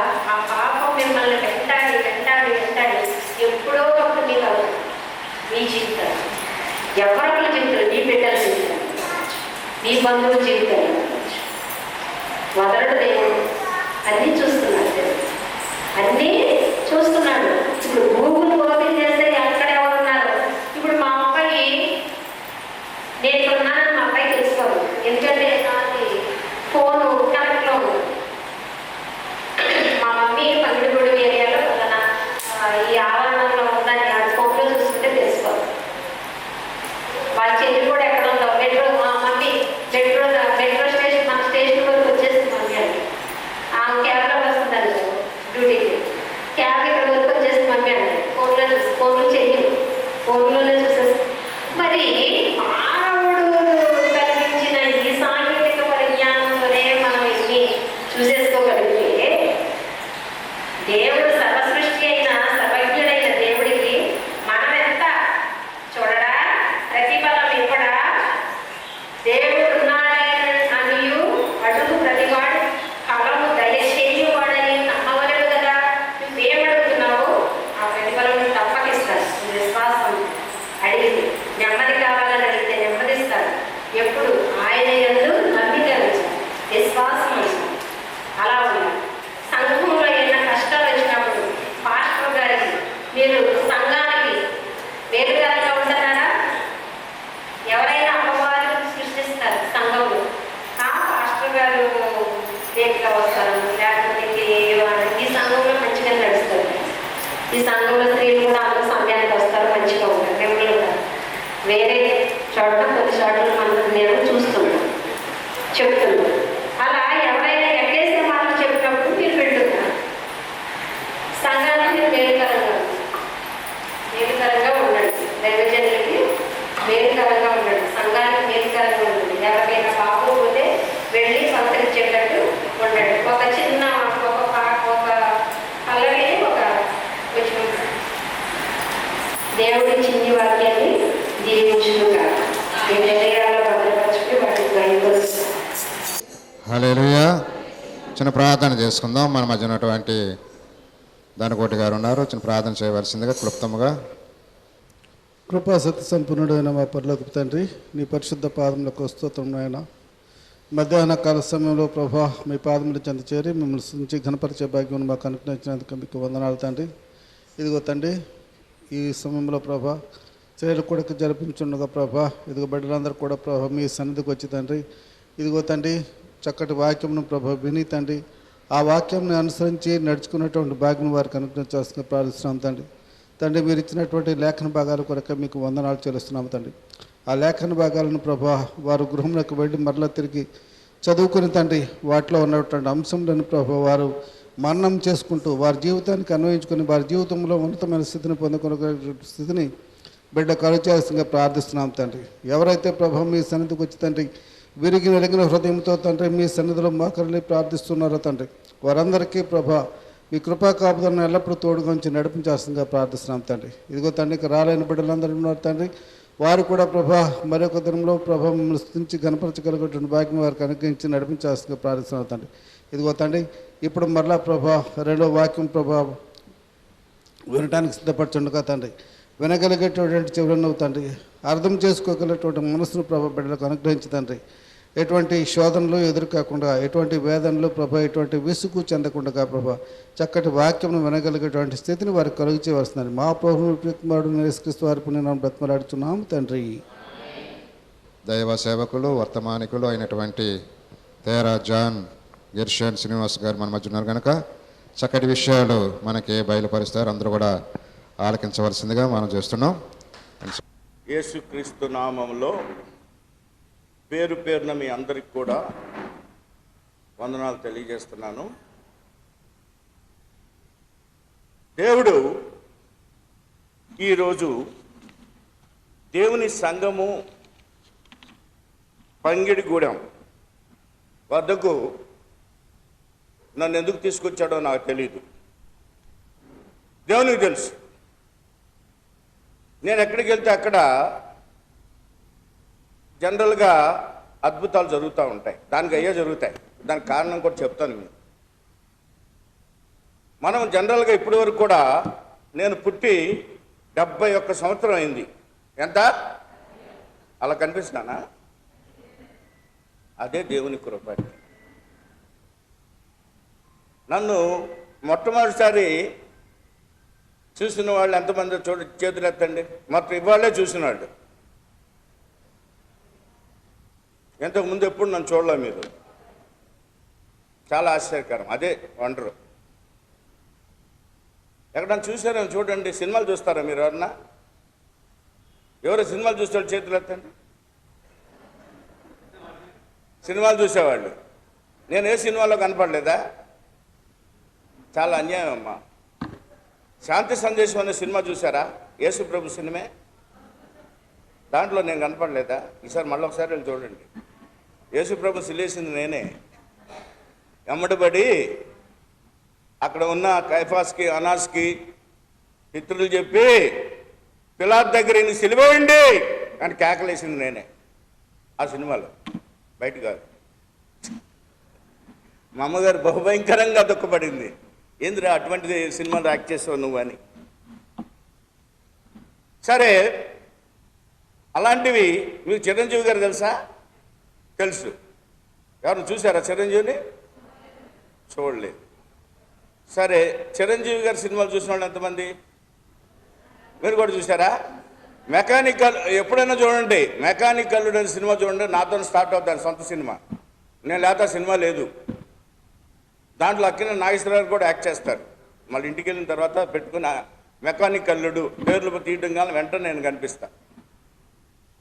శాంతి సందేశంలో అయితే కృష్ణ గారు అమ్మటబడింది నేనే, యేసుప్రభు అమ్మటబడి ఈయనేదో దేవుడు అంట, దేవుని కుమారుడు అంట, ఇదేదో చూడండి ఈయన ఈ లోకంలో మరి పాపం ఉందంట, పాపానికి రక్షించడానికి వచ్చాడంటే ఈ లోకానికి, ఏంటో చూడండి, ఈయన యొక్క ఎల్లలెక్కడో రాజు అంట, రాజులకే రాజు అంట, అసలు ఏంటి ఈ సంగతి చూడండి అని వాళ్ళకి అప్పచెప్పి సిలువ వేయించింది. నేను గట్టి కేకలేసా దాంట్లో. అవి మా అమ్మగారికి వినపడి చాలా బాధపడింది పాపం. సరే, ఇవాళ స్త్రీల కూడికి నేను రావడానికి కారణం ఏమిటంటే, మన మధ్యలో తేరా దొరగారు ఉన్నారు. వాళ్ళ నాన్నగారు ఈయనకు దొరని ఎందుకు పెట్టారంటే, నేను నా దొరగారిని పిలవాలంటే కొంచెం ఆలోచన చేసి పిలుస్తా. వాళ్ళ నాన్నగారు చాలా వివేకం ఉండుంటుంది. నాన్నగారి పేరు ఏంటో నాకు తెలియదు కానీ తేరావారు అంటే మా వంశమే, మా రక్తమే. ఆయన మీరందరితో కూడా దొరగారు దొరగారు అని పిలిపించుకోవాలని, మా అబ్బాయి దొరవాలని ఇవాళ ఏం చేశాడు, ఆయన దొరని పేరు పెట్టాడు. నిజంగానే దొర అయిపోయాడు. అయ్యి ఇవాళ ఈ సంఘాలన్నిటికీ చైర్మన్గా పిలువబడుతున్నాడు, ఒక ప్రత్యేకమైన స్థానాన్ని. అయితే దేవుడు మొదట్లోనే వాళ్ళ నాన్నగారికి చూపించాడు ఈయన దొరని పేరు పెట్టమని. అందుకని దొర అయిపోయాడు. అందుకని మరి ఇక్కడ మీ సంఘ కాపరి గూండ్రు యేసప్ప గారు ఉన్నారు, మంచి సేవ చేస్తున్నారు. ఆయన కూడా ఆయన కట్టిన ఈ దేవాలయాన్ని చూసి ఆయన మనసు అలాంటిదో చెప్పొచ్చు. నా ఎదురుగా వాచ్ పెట్టాడు. ఎందుకంటే అమ్మగారు 40 నిమిషాలే మాట్లాడారు కాబట్టి 40 నిమిషాలు యాక్చువల్గా ఎక్కడైనా సరే స్కూల్లోకి వెళ్ళిన తర్వాత 40 నిమిషాలకు ఒక్కొక్క పీరియడ్ ఉంటుంది. సోషల్ పీరియడ్ అయిన తర్వాత సైన్స్ అని 40 నిమిషాల మించి బ్రెయిన్ అప్లై చేయదు. మీలో కొంతమంది కొన్ని పాటలు పడుతూ ఉంటారు. అందుకని మధ్యలో గ్యాప్ ఇవ్వడం కోసం ఏం చేస్తారంటే మళ్ళీ ఇంటర్వ్యూలు ఇచ్చి మళ్ళీ సబ్జెక్టు మారుస్తారు, వేరే సబ్జెక్ట్ చెప్పిస్తారు. అందుకని 40 నిమిషాలు కంటే అమ్మగారు ఖచ్చితంగా 40 నిమిషాలే మాట్లాడారు. మీకు తెలుసు, నేను వాచ్యాన్ని చూస్తున్నాను. అర్థమైందా? మా తేరావారి కోడలు గారు ఆవిడ, మేడం గారు. సరే, మంచి సందేశం ఇచ్చారు, చాలా సంతోషం. అయితే నా మాటలు దేవునికి ఇంపుగాను మీ అందరి హృదయాలకి అర్తుకునేలాగా పనికొచ్చే విధంగా జీవితకాలం ఉపయోగపడే విధంగా ఎవరైనా సరే భర్త లేని ఒక స్త్రీ మీలో విధవరాలు ప్రార్థన నేను వింటాన్నాడు, చిన్నపిల్లల ప్రార్థన వింటాన్నాడు, పెళ్ళయ్యి సంసారాలు చేసేవాళ్ళు ప్రార్థన వింటాను. నా బైబిల్ ఎక్కడ లేదు, అయ్యగారి బైబిల్లో ఉందో నాకు తెలియదు. బైబిల్ చెప్తుంది క్లియర్గా, విధవరాల ప్రార్థన, భర్తను పోగొట్టుకున్న వాళ్ళ ప్రార్థన వింటానని. అదేవిధంగా చిన్నపిల్లలు నా ఇద్దరు రానండి అన్నాను. అందుకని నేను ఎక్కడికి వెళ్ళినా చిన్నపిల్లలను, విధవరాలను ఎక్కువగా గౌరవిస్తాను, ప్రేమిస్తాను. వాళ్ళ ప్రార్థన వాళ్ళకేమీ ఇది కనుక దేవుడు వాళ్ళ పక్షాన. అందుకని ఇప్పుడు నన్ను మరుగుపరిచి దేవుడు నా నాలుక నుంచి ఏం మాట్లాడిస్తాడో మీరు ఒకళ్ళ ప్రార్థన వినాలి. ఒక్కడే ఆ ఒక్క అంశం మీదే మీరు ప్రార్థించండి. ఎందుకనంటే రాజుగారి బృందా చెప్పారు, వారతిప్ప అనే ఒక ఊరు దీంట్లో ఇక్కడే చిరంజీవి గారి ఊరు పక్కనే ఆనుకొనే, చిరంజీవి గారి ఊరిలోనే ఉన్నాను నేను అప్పుడు. అక్కడ పెద్ద శోధన వస్తే అక్కడ కోర్టు నుంచి ఆర్డర్ తీసుకెళ్ళి పడుకొని ఇటువంటి దేవాలయం ఒకటి కట్టించిన తర్వాత అయ్యగారు ఇందాక చెప్పారు, ఏదంటే దాని ప్రతిష్ఠ కూడా జరిగింది 9వ తారీఖున, ఈ నెల 9న. వీళ్ళందరినీ పిలిచాను నేనే, అందరిని ఇన్వైట్ చేశాను. అయితే దేవుడు నువ్వు అక్కడికి వెళ్ళొద్దు అంటున్నాడు నన్ను. నేను పొద్దున్న లేచి 5 గంటలకి నేను ఎక్కడికి వెళ్ళాలి, ఏం మాట్లాడాలి, ఏం తినాలి, ఏం చెయ్యాలి అనే దేవుడిని అడుగుతా పొద్దున్న 5 గంటలకి. ఇంకొకటి విచిత్రమైన విషయం ఏంటంటే, దేవా నన్ను ఈరోజు ఎందుకు బతికించావు, నన్ను ఏం చేయమంటావు చెప్పు, నేనేం చేయమంటే అది చేస్తా, ఎక్కడికి వెళ్ళమంటే అక్కడికి వెళ్తా, ఎవరికి డబ్బులు ఇవ్వమంటే వాళ్ళకి ఇస్తా, ఎవరి దగ్గర తీసుకోమంటే వాళ్ళ దగ్గర తీసుకుంటా. కాబట్టి ఏం పని చేయమంటే అది చేస్తా. లేదు నీ కాలం అయిపోయింది వచ్చే అంటే ఇప్పుడు మీతో మాట్లాడుతూ నేను వెళ్ళిపోతాను. అదే క్రైస్తవ జీవితం. మీరు ఎంతమంది సిద్ధపడుతున్నారు నాకు తెలియదు. ఇంటికాడ అయ్యా ఇవాళ ఆదివారం పూట మంచి కూర వండాము తినేసి వస్తానంటే కుదరదు. యేసు ప్రభు మధ్యాకాశానికి వెళ్ళి పిలుస్తాడు అనుకో, నేను సిద్ధంగా ఉన్నా. ఇంటికాడ నా భార్య ఉంది, పిల్లలు ఉన్నారు, ఇంకా చాలా చక్క పెట్టుకోవాల్సినవి ఉన్నాయి, వాళ్ళకి అది కాలేదు ఇది కాలేదు ఏం లేదు, నేను ఈ లోకంలో బ్రతకగలను. అందుకని ఈ నేత్రాలు, శరీర నేత్రాలు ఎప్పుడైతే మూసుకుపోతాయో శాశ్వతంగా ఆత్మీయ నేత్రాలు తెరవబడాలి, దేవుని చూడగలగాలి. అది నేను చూస్తాను విశ్వాసంతో. మీరు ఎంతమంది ఉన్నారు నాకు తెలియదు, చేతులు ఎత్తండి. నేను ఖచ్చితంగా దేవుని చూడగలను. ఇప్పుడు ఈ క్షణంలో దేవుడు నేను పిలిస్తే వెళ్ళిపోతాను అనే వాళ్ళు ఎంతమంది ఉన్నారు? నేను సిద్ధంగా ఉన్నా. చాలా దేవునికి స్తోత్రం. హల్లెలూయా హల్లెలూయా. మనిషి ఒంటరిగా వస్తాడు, ఒంటరిగానే వెళ్తాడు. మనిషి ఒంటరిగా వస్తాడు, ఒంటరిగానే వెళ్తాడు. అయితే అది స్త్రీ అని పురుషుడు అని ఏం లేదు. భార్య చనిపోతే భర్త వెళ్ళడు, దాంతోపాటు భర్త చనిపోతే భార్య వెళ్ళదు, తల్లి చనిపోతే తండ్రి వెళ్ళడు, ఎవరికి వాళ్ళే. ఇది గమనించండి, ఇది నగ్న సత్యం. కాబట్టి ఇది మనం కరోనాలో కూడా చాలా మందిని చూసాం. మనుషులు చనిపోతే దేవుడు ఆత్మను పిలిస్తే కనీసం చాపలో చుట్టేసి భయపడి మున్సిపాలిటీ వాళ్ళకి పంచాయతీ వాళ్ళకి ఇచ్చేసి శవాలతో శవాలు తీసుకెళ్ళిపోండి మేము రామో అని భయపడిన రోజుల్లో నేను భయపడలా. దేవునికి చిత్తానికి సిద్ధంగా ఉన్నాను.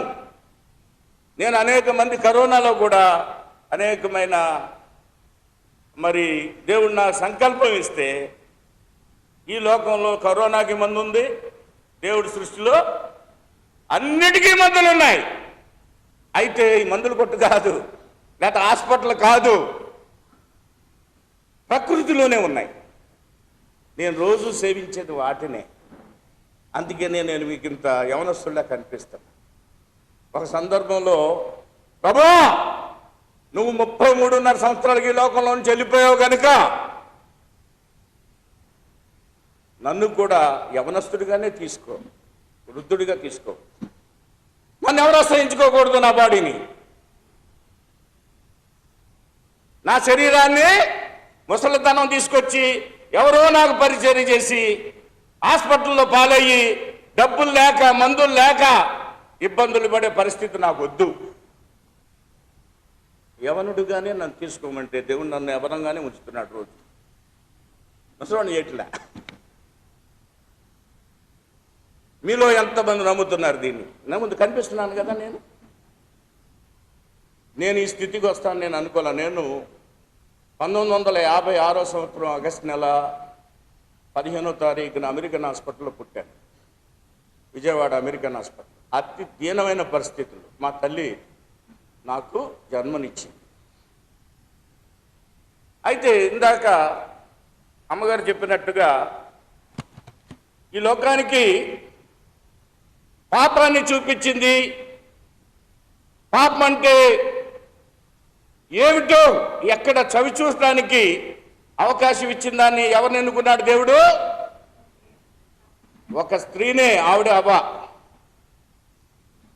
ఆ ఏదైనా వనంలో రమ్యమైన పుష్పాన్ని పెట్టాడు. ఏదైనా వనం నేను 6 సార్లు వెళ్ళొచ్చు. మా అమ్మ మా నాన్న కూడా భుజాన్ని వేసుకుని తీసుకెళ్ళి చూపించవచ్చు. జన్మ నాకు ఇచ్చినందుకు. ఇజ్రాయెల్ దేశం యెరూషలేము పట్టణంలో యేసు ప్రభు పుట్టిన బెత్లెహేం దగ్గర నుంచి కానా కపెర్నహూము, మీరంతా బైబిల్లో చదువుతున్న ప్రతి ప్రదేశాన్ని నేను చూసి వచ్చా. 6 సార్లు వెళ్ళొచ్చాను. 600 మందిని తీసుకెళ్ళాను. ఏసన్న గారిని, జోషన్నని, వీళ్ళందరినీ దేవుడు నన్ను ఒక ఇన్స్ట్రుమెంట్గా వాడుకున్నాడు. మిమ్మల్ని మరి ఎలా వాడుకుంటాడో నాకు తెలియదు. అందుకని నేను ఉదయాన్నే లేచి చేసే ప్రార్థన ఏంటో తెలుసా? ప్రభువా, నన్ను నీ నేను ఈరోజు బ్రతికుంటానికి ఏమిటి కారణం? నా ఎడలో నీ చిత్తం ఏంటో చెప్పు, అదే చేస్తాం. అది బయలుపరచు. నీ చిత్తం ఏదైతే అది నన్ను, అలాగే మీరు ఇంకా బ్రతికుంటానికి, ఈ లోకాన్ని చూడటానికి ఆయన చిత్తం ఏదో అయి ఉంటుంది. ఆ చిత్తాన్ని బయలుపరచమని ప్రతి ఒక్కళ్ళు అడగాలి. అదే దేవుని యొక్క వాక్కు. బైబిల్ చెప్పేది అదే. మీరు ఇందాక పాట పాడారు, దైవస్తుతి. దాంట్లో ఇందాక నేను వచ్చినప్పుడు దేవస్తుతి, అది ఎప్పుడో ఆంధ్ర క్రైస్తవ కీర్తనలో నేను పాడాను. దాంట్లో ఒక వచనం ఉంది. ఏం చెప్తుంది? ఒకసారి గట్టిగా పాడినమ్మ, బాగా పాడుతున్నారు మీరు. బైబిల్ జ్ఞానం నాకన్నా ఎక్కువ ఉన్నట్టుంది కాస్త. నేను బైబిల్లో ఉన్న అన్ని స్థానాలు చూసి వచ్చాను. యేసు ప్రభు చూసిన బెత్లెహేము. ఎందుకు బెత్లెహేము? ఏమండి?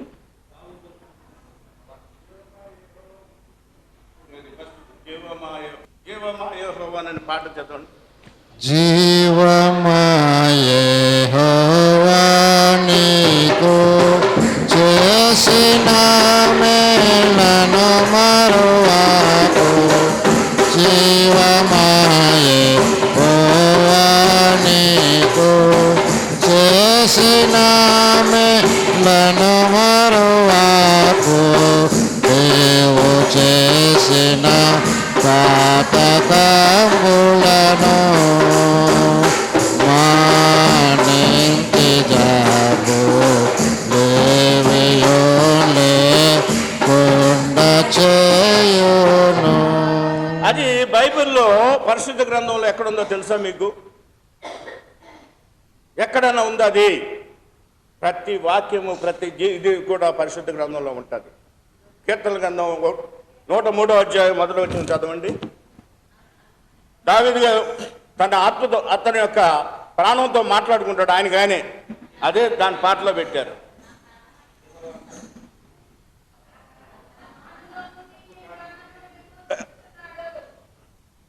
నూట 103వ దావీదు కీర్తన మొదటి వచనం. ఎస్, దావీదు అనేవాడు మహారాజు. కోటాను కోట్ల రూపాయలు ఉన్నాయి. ప్రపంచం అంతా కూడా చేయగలిగే శక్తి ఉంది. ఆయన ఏమంటున్నాడు? ప్రాణంతో మాట్లాడుతున్నాడు. ఆయనతో ఆయన మాట్లాడుకుంటున్నాడు. అదే దాంట్లో తిప్పి రాశారు. నా ప్రాణమా యెహోవాను ఏం చేయమన్నాడు? సన్నుతించుము. తర్వాత నా అంతరంగంలో ఉన్న సమస్తమా ఆయన పరిశుద్ధ నామము సన్నుతించుము. నా ప్రాణమా సన్నుతించుము. ఆయన చేసిన మేలుల్లో దేనిని మరొకము. దాన్నే వచ్చిన దాంట్లో రాశారు భక్తుడు. పురుషోత్తం చౌదరి గారు అనుకుంటా ఆయన రాసినట్టున్నాడు. అందుకని బైబిల్కిని లోకానికి, బైబిల్కిని దీనికి చాలా దగ్గర సంబంధాలు ఉన్నాయి. మనము జనరల్గా ఏ చర్చికి వెళ్ళినా ఈ పరిశుద్ధ గ్రంథం నుంచి పాత నిబంధన గ్రంథంలోని వాక్యాలు,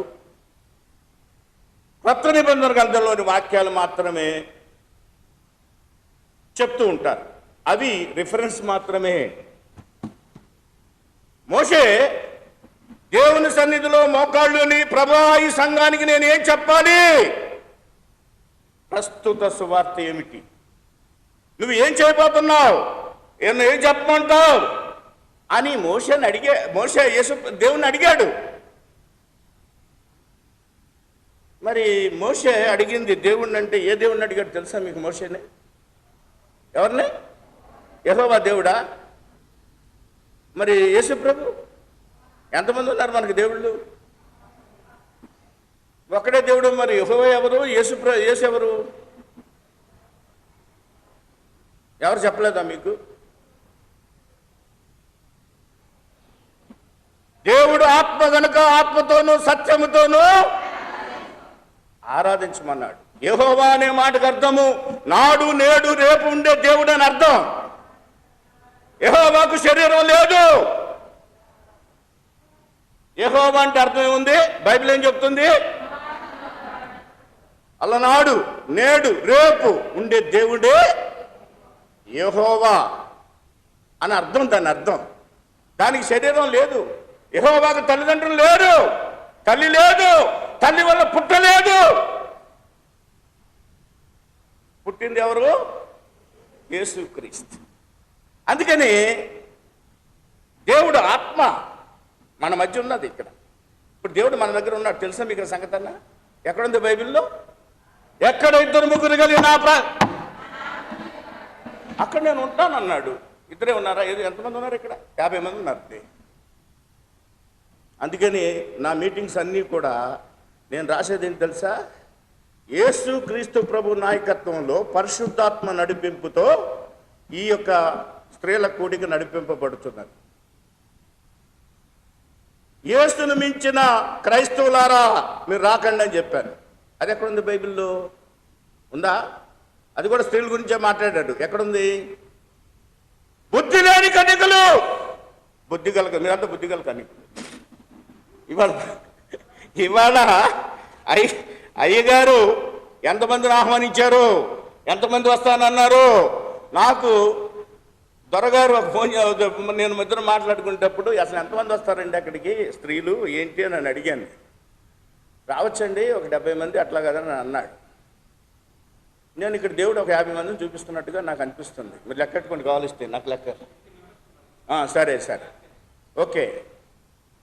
అయితే ఏ వయసులు గల వాళ్ళు వస్తారు ఏమిటి? ఎందుకంటే వృద్ధాప్యంలో ఉన్న వాళ్ళకి దేవుడి సువార్త వేరు.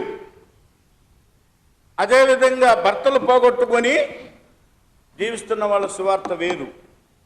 బ్యాటిల్ పీరియడ్ అంటే వివాహం అయ్యి జీవిస్తున్న వాళ్ళ సువార్త వేరు. అసలు వివాహమే కాకుండా చిన్నపిల్లలకు ఉన్న సువార్త వేరు. బైబిల్లో చాలా క్లియర్గా ఉంది. కాబట్టి నేను అయ్యగారిని అదే అడిగా. ఇప్పుడు బట్టలు కూడా మీరు చూసారా? ముసలోళ్ళు అయిన తర్వాత వేసుకునే బట్టలు వేరు, వయసులో ఉన్న వాళ్ళు వేసుకునే బట్టలు వేరు, చిన్నపిల్లలు వేసుకునే కదా. అంతేగాని ముసలోళ్ళు ఇచ్చిన చీరలు అదిగో ఎవరో చీరలు కూడా పంపించారు. దేవుడు నాకు సంకల్పం ఇచ్చాడు, ఇస్తే మీ అందరికీ ఇవ్వపడతాయి. అయితే వృద్ధులుగా చీరలే కట్టుకుంటారు అన్నా కాదా? కాబట్టి సువార్త కూడా దేవుడు ఎవరి మాటలు వింటానన్నాడు. ఎందుకనంటే నేను యెరూషలేము వెళ్ళేటప్పుడు అనేక మంది విధవరాళ్ళు, భర్తలు పోగొట్టుకున్న వాళ్ళు, స్త్రీలు ఎక్కువ మంది వచ్చారు. వాళ్ళల్లో అనేక మంది, ఆఖరికి ఈ ఏలూరు నుంచి వచ్చాం మేము, మీ జిల్లాలోనే ఉంది ఏలూరు. ఆ స్టేడియం గ్రౌండ్ అంతా తుడిచి వచ్చాడు. మా డ్రైవర్ కూడా చెప్పా, స్టేడియం అంతా కూడా తుడిచే ఆవిడ ఆర్లమ్మ పేరు, కాళ్ళు వెళ్ళుకొని కూడా చెప్తా. ఆర్లమ్మ అనే ఆవిడ ముదురుపాడులో వచ్చింది. వస్తే నేను ఇట్లా మాట్లాడుతున్నా, అయ్యా నేను హిందూరాలు, దేవుని తెలుసుకున్నా, మరి నేను దేవుడు పట్టణాన్ని చూడాలి. యేసు ప్రభు ఇక్కడ 33.5 సంవత్సరాలు ఎక్కడైతే ఆయన తిరుగాడాడో అది నేను చూడాలని ఆశ కలిగి ఉన్నాను.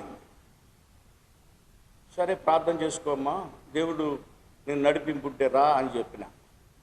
అదేవిధంగా మరి ఏఈఎల్సి ప్రెసిడెంట్ గారు ఆయన నతానియల్ గారు అని, ఆయన వాళ్ళంతా అడిగితే, అయ్యా నాకు ఆ టైంలో అమెరికా వెళ్ళాల్సిన పని ఉందయ్యా అన్నాడు. యెరూషలేము మొట్టమొదట తెలుగువాడిగా కాలు పెట్టింది నేనే. ఇప్పటికీ నా మైక్ అక్కడే ఉంది, హ్యాండ్ మైక్. అన్ని సంఘాలు తిరిగాను. ముదురుపాడులోనైతే 1000 మంది వస్తారు అక్కడికి. దాంట్లో జానయ్య గారు వాళ్ళ మిస్సెస్ వాళ్ళ దగ్గర నుంచి 70 మంది వచ్చారు. అయితే నేను ఒకసారి ఆ ఇండియన్ పెంతెకోస్తు సంఘం నుంచి జాయమ్మ గారు అని ఇప్పుడు ప్రస్తుతం నడుపుతున్న నోయల్ స్వామి గారు అమ్మగారు, జాయ స్వామ్యాలు అంటారు ఆవిడని. ఆవిడ అయ్యా మీరేమన్నా మరి ఇంతకుముందు ఎరుసలేం వెళ్ళారా? లేదమ్మా నేను వెళ్ళలేదు, నేను కెనడా వెళ్ళొచ్చాను, నాకు ఇక్కడ వచ్చే ఎరుసలేము ఇన్విటేషన్ వచ్చింది రమ్మని, నేను వెళ్ళడానికి సిద్ధపరిచాను. ఇంతలో యేసురత్నం ఉన్న ఒక సహోదరుడు నువ్వు అక్కడ వెళ్ళడం ఏంటి, చాలా మందిని తీసుకెళ్ళు అని చెప్పేసి ఆయన ప్రేరేపించాడు. నేను దాంట్లో రాశాను. నేను ఏమని పేపర్లో ఒక యాడ్ ఇచ్చాను, ఏమనంటే visit holy land in holy week, పరిశుద్ధ వారములో పరిశుద్ధ పట్టణాన్ని దర్శించండి,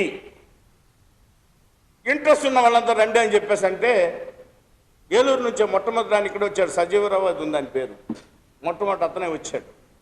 వేస్తే ప్రశ్నలు వేసాడు, అసలు మీ ఇల్లు సొంతిల్లేనా అని, సొంతిల్లేనా అని. దేవుడు నాకు ఎప్పుడో ఇచ్చాడే సొంతిల్లేని, ఎన్ని అనుమానాలు. సరే ఆ రోజున మరి జోషన్న అందరూ తెలుసుండొచ్చు, జోషన్న గారిని, ఏసన్న గారిని, తర్వాత శాంతివర్ధన్ గారిని, ఇటువంటి సువార్థికులు అనేక మందిని తీసుకొని నేను యెరూషలేం పట్టణానికి వెళ్ళిన తర్వాత మొదటి రాత్రి మేము నజరేతులో ఉన్నాం. అందరికీ రూములు ఇచ్చాము. ఇచ్చిన తర్వాత పెద్ద పెద్ద విండోస్ ఉన్నాయి అప్స్టేర్లో. చాలా అందమైన ప్రదేశం అది, యేసు ప్రభు చదువుకున్న ప్రదేశం, తిరిగిన ప్రదేశం. నజరేయుడు అని యేసు అంటాం నజరేతులోకి వెళ్ళినప్పుడు. ఆ కట్టను తీసి నేనేంటి నజరేతు రావటం ఏంటి, నా పరిస్థితి ఏమిటి, నేను ఎందుకు వచ్చాను ఇక్కడికి, వీళ్ళందరూ తీసుకురావడం ఏంటి, వీళ్ళంతా పరిశుద్ధులు, దేవుని సేవకులు, దేవుడు నన్ను ఎందుకు వాడుకున్నాడు, ఇది నిజమా కాదా అబద్ధమా అని చెప్పి గినుకొని చూసా. నేను పుట్టింది నిజమే. 6 సార్లు వెళ్ళా. ఆ ట్రిప్లోనే మా అమ్మ మా నాన్నగారిని కూడా మోసుకొని తీసుకెళ్ళాలి, లేవలేని పరిస్థితి. అమ్మగారి పరిస్థితి చూస్తే మహా గొప్ప ప్రార్థనా పరులు, మామూలు ప్రార్థనా పరురాలు కాదు. పిచ్చి పిచ్చి ప్రార్థనలు అసలు చేయి, పిచ్చి పిచ్చి ప్రార్థనలు వేరు, అసలు ప్రార్థనలు వేరు. నిన్నే ఒక స్త్రీని గగ్గోలు ప్రార్థన అని చెప్పేసి అని నేను అందుకే మొన్న దానికి వెళ్ళాల. గగ్గోలు ప్రార్థన అనే మాట అక్కడ విన్నారా మీరు? కన్నీటి ప్రార్థన విన్నారా? ఉపవాస ప్రార్థన. మరి గగ్గోలు ప్రార్థన ఎలా? ఇజ్రాయెల్ దేశంలో యూదులు చేసేదంతా గగ్గోలు ప్రార్థన. అక్కడ ఒక ఏడుపుల గోడ అని ఉంటుంది. మీ సమస్యలన్నీ తీసుకొచ్చి చీట్లు పెడతారు యూదులు, పెట్టి అని కేకలేస్తారు. దాన్ని గగ్గోలు ప్రార్థన అంటే. ఇప్పుడు పిల్లలు చూసావా ఎప్పుడన్నా మరి గుక్క పెట్టి ఏడుస్తుంటారు, అరే గగ్గోలు పెట్టి ఏడుస్తున్నాడు రా, లేకపోతే ఎత్తుకోరా అంటారు. ఆ ప్రార్థన వేరు, యూదులు చేస్తారు. ఇక్కడ యేసుప్రభు వంశీవారు ఏడుపుల గోడ దగ్గర గగ్గోలు ప్రార్థన చేస్తారు.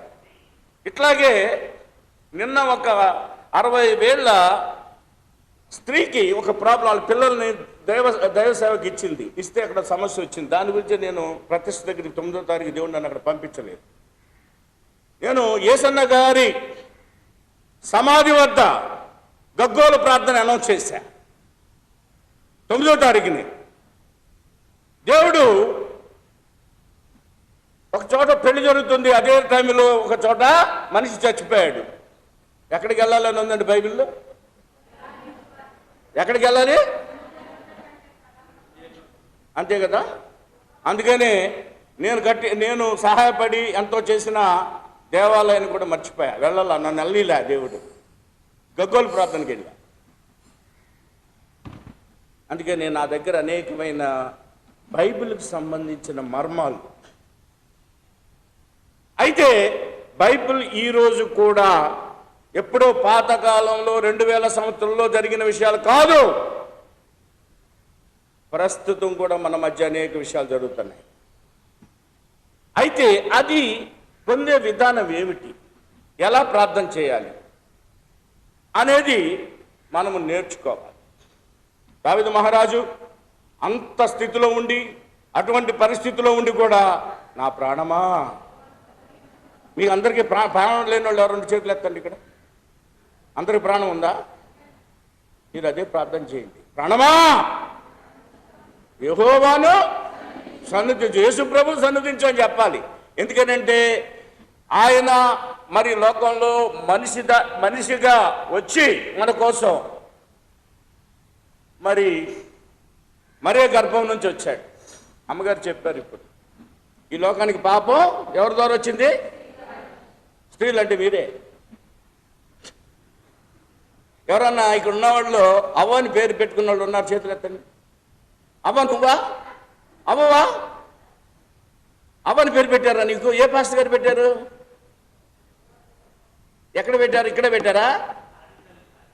చాలా సంతోషం అమ్మా, నీ లోకం చూపించావు. అవ్వ ద్వారా ఈ లోకానికి పాపం తెలిసింది, రక్షణ వచ్చింది. ఎక్కడి నుంచి? స్త్రీలలో ఆశీర్వదించబడిన స్త్రీ మరి అని పేరున్న వాళ్ళు ఎవరున్నారు ఇక్కడ? స్త్రీలలో ఆశీర్వదించబడిన స్త్రీ ఎక్కడుంది? యెరూషలేములో, యూదా గోత్రంలో. అక్కడ పెట్టాడు ఆయన దేవుడు తీసుకెళ్ళి. ఇక్కడ ఒక స్త్రీ ద్వారా పాపం తెలిసింది, అదే స్త్రీ ద్వారా ఈ లోకానికి రక్షణ వచ్చింది. అమ్మగారు చెప్పారు కదా ఇప్పుడు మరియమ్మ గారి యొక్క, కాబట్టి మీలో గుండె మీద చేసుకొని మీరు ఇదిగో అవలాగా ఉన్న వాళ్ళు ఎంతమంది, మరియమ్మలాగా ఉన్న వాళ్ళు ఎంతమంది? చేతులు ఎత్తండి. అవలెత్తండి చేతులు. పాపంలో బతుకుతున్నామని చెప్పేవాళ్ళు ఎంతమంది? యోహాను సువార్త మొదటి చదవండి. ఆది యందు వాక్యం ఉండెను, వాక్యము దేవుని యొద్ద ఉండెను, వాక్యమే దేవుడై ఉండెను. అంటే ఆదిలో ఒక వాక్కు ద్వారా ఈ యొక్క సృష్టి అంతా కూడా సృష్టించబడిందని బైబిల్ చెప్తుంది. ఇది ఎక్కడుంది? కొత్త నిబంధన గ్రంథంలో ఉంది, పాత నిబంధన గ్రంథం కాదు. పాత నిబంధన గ్రంథంలో ఏముంటుందంటే యెహోవా వాక్కు ప్రత్యక్షమై ఈ విధంగా సెలవిచ్చను. యెహెజ్కేలుకి, దానియేలుకి, ఇర్మియాకి, మొత్తానికి ఆయా భక్తులందరికీ వాక్కు ద్వారా యెహోవా వాక్కు. అదే యోహాను సువార్తలో ఏమని ఉంటుంది? ఆది యందు వాక్యం ఉండెను, వాక్యమే దేవుడయ్యిండు. మీరు ఎప్పుడైనా వాక్కు ఎప్పుడైనా విన్నారా? వినలే. మీరు ఎప్పుడైనా సముద్రం దగ్గరికి వెళ్ళారా? సముద్రం దగ్గరికి వెళ్ళారు. సముద్రం దగ్గరికి అలలు వస్తూ ఉంటాయి, దాంట్లోంచి ఒక వాక్కు వస్తుంది. ఏమని వస్తుంది? అలలో ఎప్పుడన్నా విన్నారా మీరు? అలల్లో సౌండ్ వస్తుంది, ఒక సౌండ్ అని వస్తుంది. దాన్నే హిందువులు హోమ్ అనేది దాంట్లోంచి వచ్చింది. బైబిల్ ఏం చెప్తుంది? అది సృష్టికర్తను మర్చి ఈ చర్చ కూడా తిరుగుతుంది. ప్రపంచం అంతా కూడా తన చుట్టూతోనే తిరుగుతుంది. తర్వాత సూర్యుని చుట్టూ ఒకసారి తిరిగితే 24 గంటలు అవుతుంది. అప్పుడే మనకి పగలు రాత్రి ఏర్పడుతుందని చెప్తారు. కాబట్టి భూమి సంచలనం అక్కడ నిశ్చలంగా నిలబడలేదు. ఇంకొక మర్మం చూడండి. అక్కడికి వెళ్ళి అయ్యగారు ఈసారి నేను వచ్చేటప్పుడు అక్కడ బావి తవ్వించండి, నీళ్ళు వస్తాయా రావా? 30 అడుగుల్లోనో 40 అడుగుల్లోనో ఎక్కడో చోట నీళ్ళు పడతాయా? పడవండి. కాబట్టి భూమి కింద నీళ్లు ఉన్నాయి. ఈ ప్రపంచంలో అంతా కూడాను 3 వైపులా సముద్రాలు ఉన్నాయి. సముద్రం మధ్య బేలాడుతున్నాం మనం. ఇక్కడ నోవహు కాలంలో ఎలా అయితే జలమలం వచ్చి ముంచేశాడు, ఒక్కసారి ఆయన కళ్ళు తెరిచేసి మునిగిపోతాం అంటే 1 నిమిషంలో మునిగిపోతుంది. అసలు ఇంకో విషయం తెలుసో లేదు, చాలామంది చెప్పని నగ్న సత్యాలు చెప్తాను నేను, ఎందుకంటే దేవుడు ప్రేరేపించి దేవుని వాక్యం ద్వారా వస్తాయి.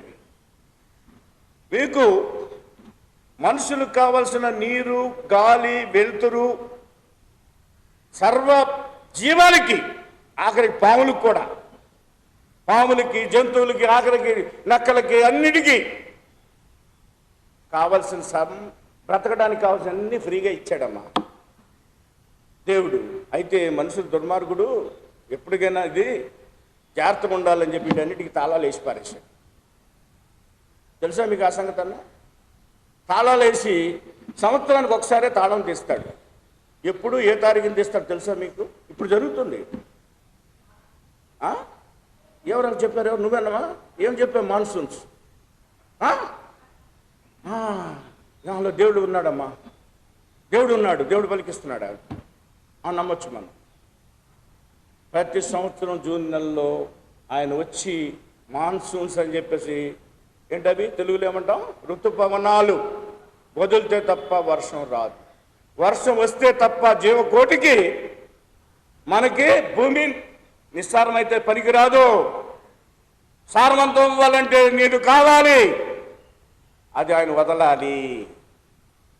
దానికోసం మనం ప్రార్థించాలి. కరెక్ట్గా జూన్ నెలలో వస్తేనే మనకి కడుపు నిండా ఆహారం దొరుకుతుంది. మనకే కాదు, జంతువులకి, ప్రాణులు, సర్వ ప్రాణులకి ఆహారం ఇచ్చే దేవుడు జూన్ నెలలో మాన్సూన్స్ వదిలిపెట్టాలి. మనిషి గురించి తెలిసి ఆయన తాళం పెట్టుకున్నాడు. అది కనుక వదలకుండా ఉంటే, ఒక్క సంవత్సరం వదలకుండా ఉంటే మనం వెళ్ళిపోవడమే పైకి. అదేవిధంగా మీకు అతివృష్టి, అనావృష్టి, కావలసినంత నీరే ఇవ్వాలి. ఎక్కువ ఇచ్చినా ప్రమాదమే, మునిగిపోతాయి. తుఫాన్లు వస్తే మునిగిపోతాయి, సునామీలు వస్తే మునిగిపోతాయి. కాబట్టి ఇదంతా కూడా దేవుని ప్రక్రియ. ఇది మనమంతా నేర్చుకోవాల్సింది. పోతే ఈ రోజున మీలో చాలామంది యవనస్తులు కనపడుతున్నారు. యవనస్తులు, దీనిలో బైబిల్ ఏంటంటే, యవనుడా సంతోషపడు, దుఃఖపడమాక. నాకు సంతోషించడానికి 24 గంటలు సమయం చాలదు. అందుకని అప్పుడప్పుడు దేవుడిని అడుగుతా, దేవా రోజు నువ్వు 36 గంటలు చేయదేవా, నాకు సంతోషానికి సమయం చాలట్లేదు. చాలామంది ఏడుస్తూ వస్తారు నా దగ్గరికి దీనికోసం. మీలో కోర్టులకు వెళ్ళి సమస్యలతో ఉన్నవాళ్ళు ఎవరు 2 చేతులు ఎత్తున్నారు? నువ్వు ఎత్తావు, ఓకే. ఇంకెవరు లేరా? కోర్టులకి మీద వాళ్ళు ఎవరు వెళ్ళలేదా? ఏమ్మా ఈ లోక కోర్టులకి భర్త గురించి కానీ, ఆస్తుల గురించి కానీ, లేకపోతే దెబ్బలాడుకున్న కేసులు కానీ ఎక్కడ ఎవరు వెళ్ళలేదా? ఏంటి కోర్టుల గురించి తెలియదు? ఈ లోక కోర్టుల గురించి తెలుసా, తెలీదా? నువ్వు ఒకదాని వెళ్ళావమ్మా, కేసు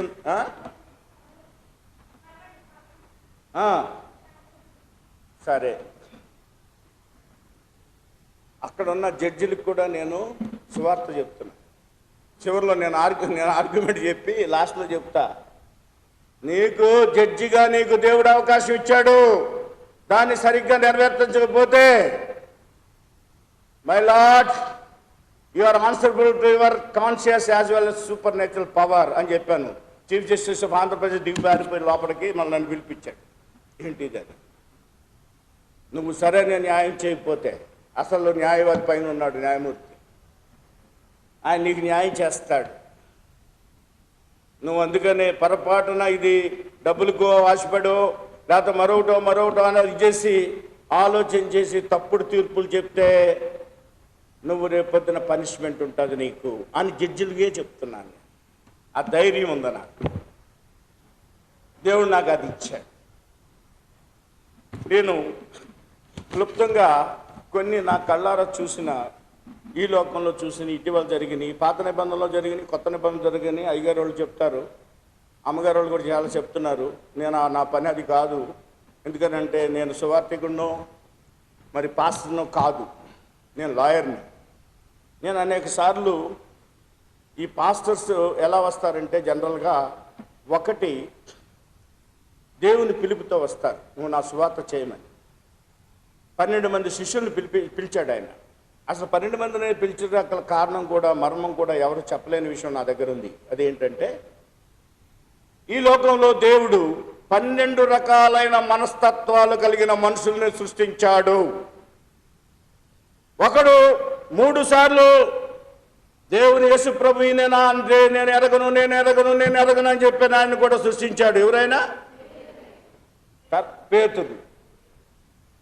తర్వాత 33.5 రూపాయలకు కూడా అమ్మేశారు. ఆయన శిష్యుడే, యోధా ఇస్కరియోతు. మరి ఆయన ఎందుకు శిష్యుడు పెట్టుకున్నాడు? ఆయన కావాలి, యేసు ప్రభువుకి అమ్మేవాడు కావాలి, బొంకేవాడు కావాలి.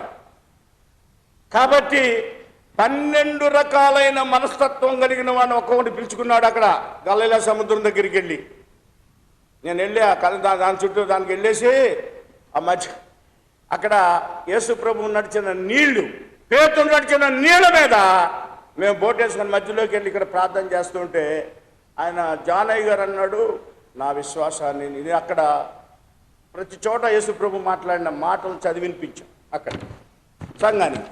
అప్పుడు ఏమైందంటే జానయ్య గారు అన్నాడు, నా విశ్వాసాన్ని నేను పరీక్షించుకుంటాను, నేను దిగుతాను ఈ యొక్క గల్యా సముద్రంలో కంటే మిగతా వాళ్ళందరూ పట్టుకుంటారు, వద్దు అది ఇది కొట్టుకుపోతాడు.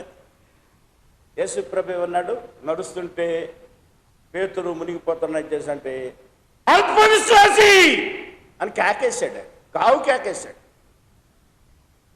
అల్ప విశ్వాసి, మీరు విశ్వాసంతో ఏదైనా చేయండి, ఈ లోకంలో అన్నీ సాధ్యమవుతాయి. నీ విశ్వాసమే, బైబిల్ కూడా ఏం చెప్తుందంటే నీ విశ్వాసం నిన్ను స్వస్థపరచు.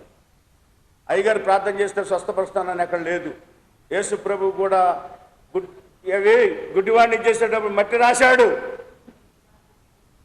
రాసాడికి వెళ్ళి కనుక్కోమన్నాడు. కాబట్టి దేవుని వాక్యంలో ఒక్క ఆవగింజంత మీరు చేయగలిగితే, ఆవగింజంత చేయగలిగితే ఏమొద్దన్నాడు, ఈ కొండపోయి సముద్రంలో పడద్దు అన్నాడు. నమ్ముతారా? మీకు నమ్మక విశ్వాసం ఉందా?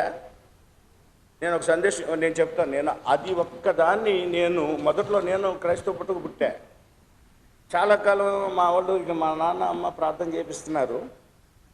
అయితే ఏమైందంటే నేను అతి దీనమైన స్థితిలో ఉన్నాం మేము. మా అమ్మగారు సెకండరీ గ్రేడ్ చదివి ఉద్యోగం లేక బాధపడుతుంది. మా నాన్నగారు కూడా మరి టీచర్ ఉద్యోగం చేసి వాళ్ళిద్దరు మ్యారేజ్ చేసుకున్నారు. మేము పుట్టాం, ఫుడ్ లేదు, అర్ధాకలి. ఒక రోజు అయితే రోజు దాంట్లో ఉండే రాత్రిపూట ఏదైనా మిగిలిన నీళ్లు ఉంటాయి, అన్నం ఉంటుంది కదా, దాంట్లో మా అమ్మగారు నీళ్లు పోసి పొద్దున్న పులిసిన దాన్ని పెడితే అది తినేసి చదువుకుంటాకి వెళ్ళేవాడిని.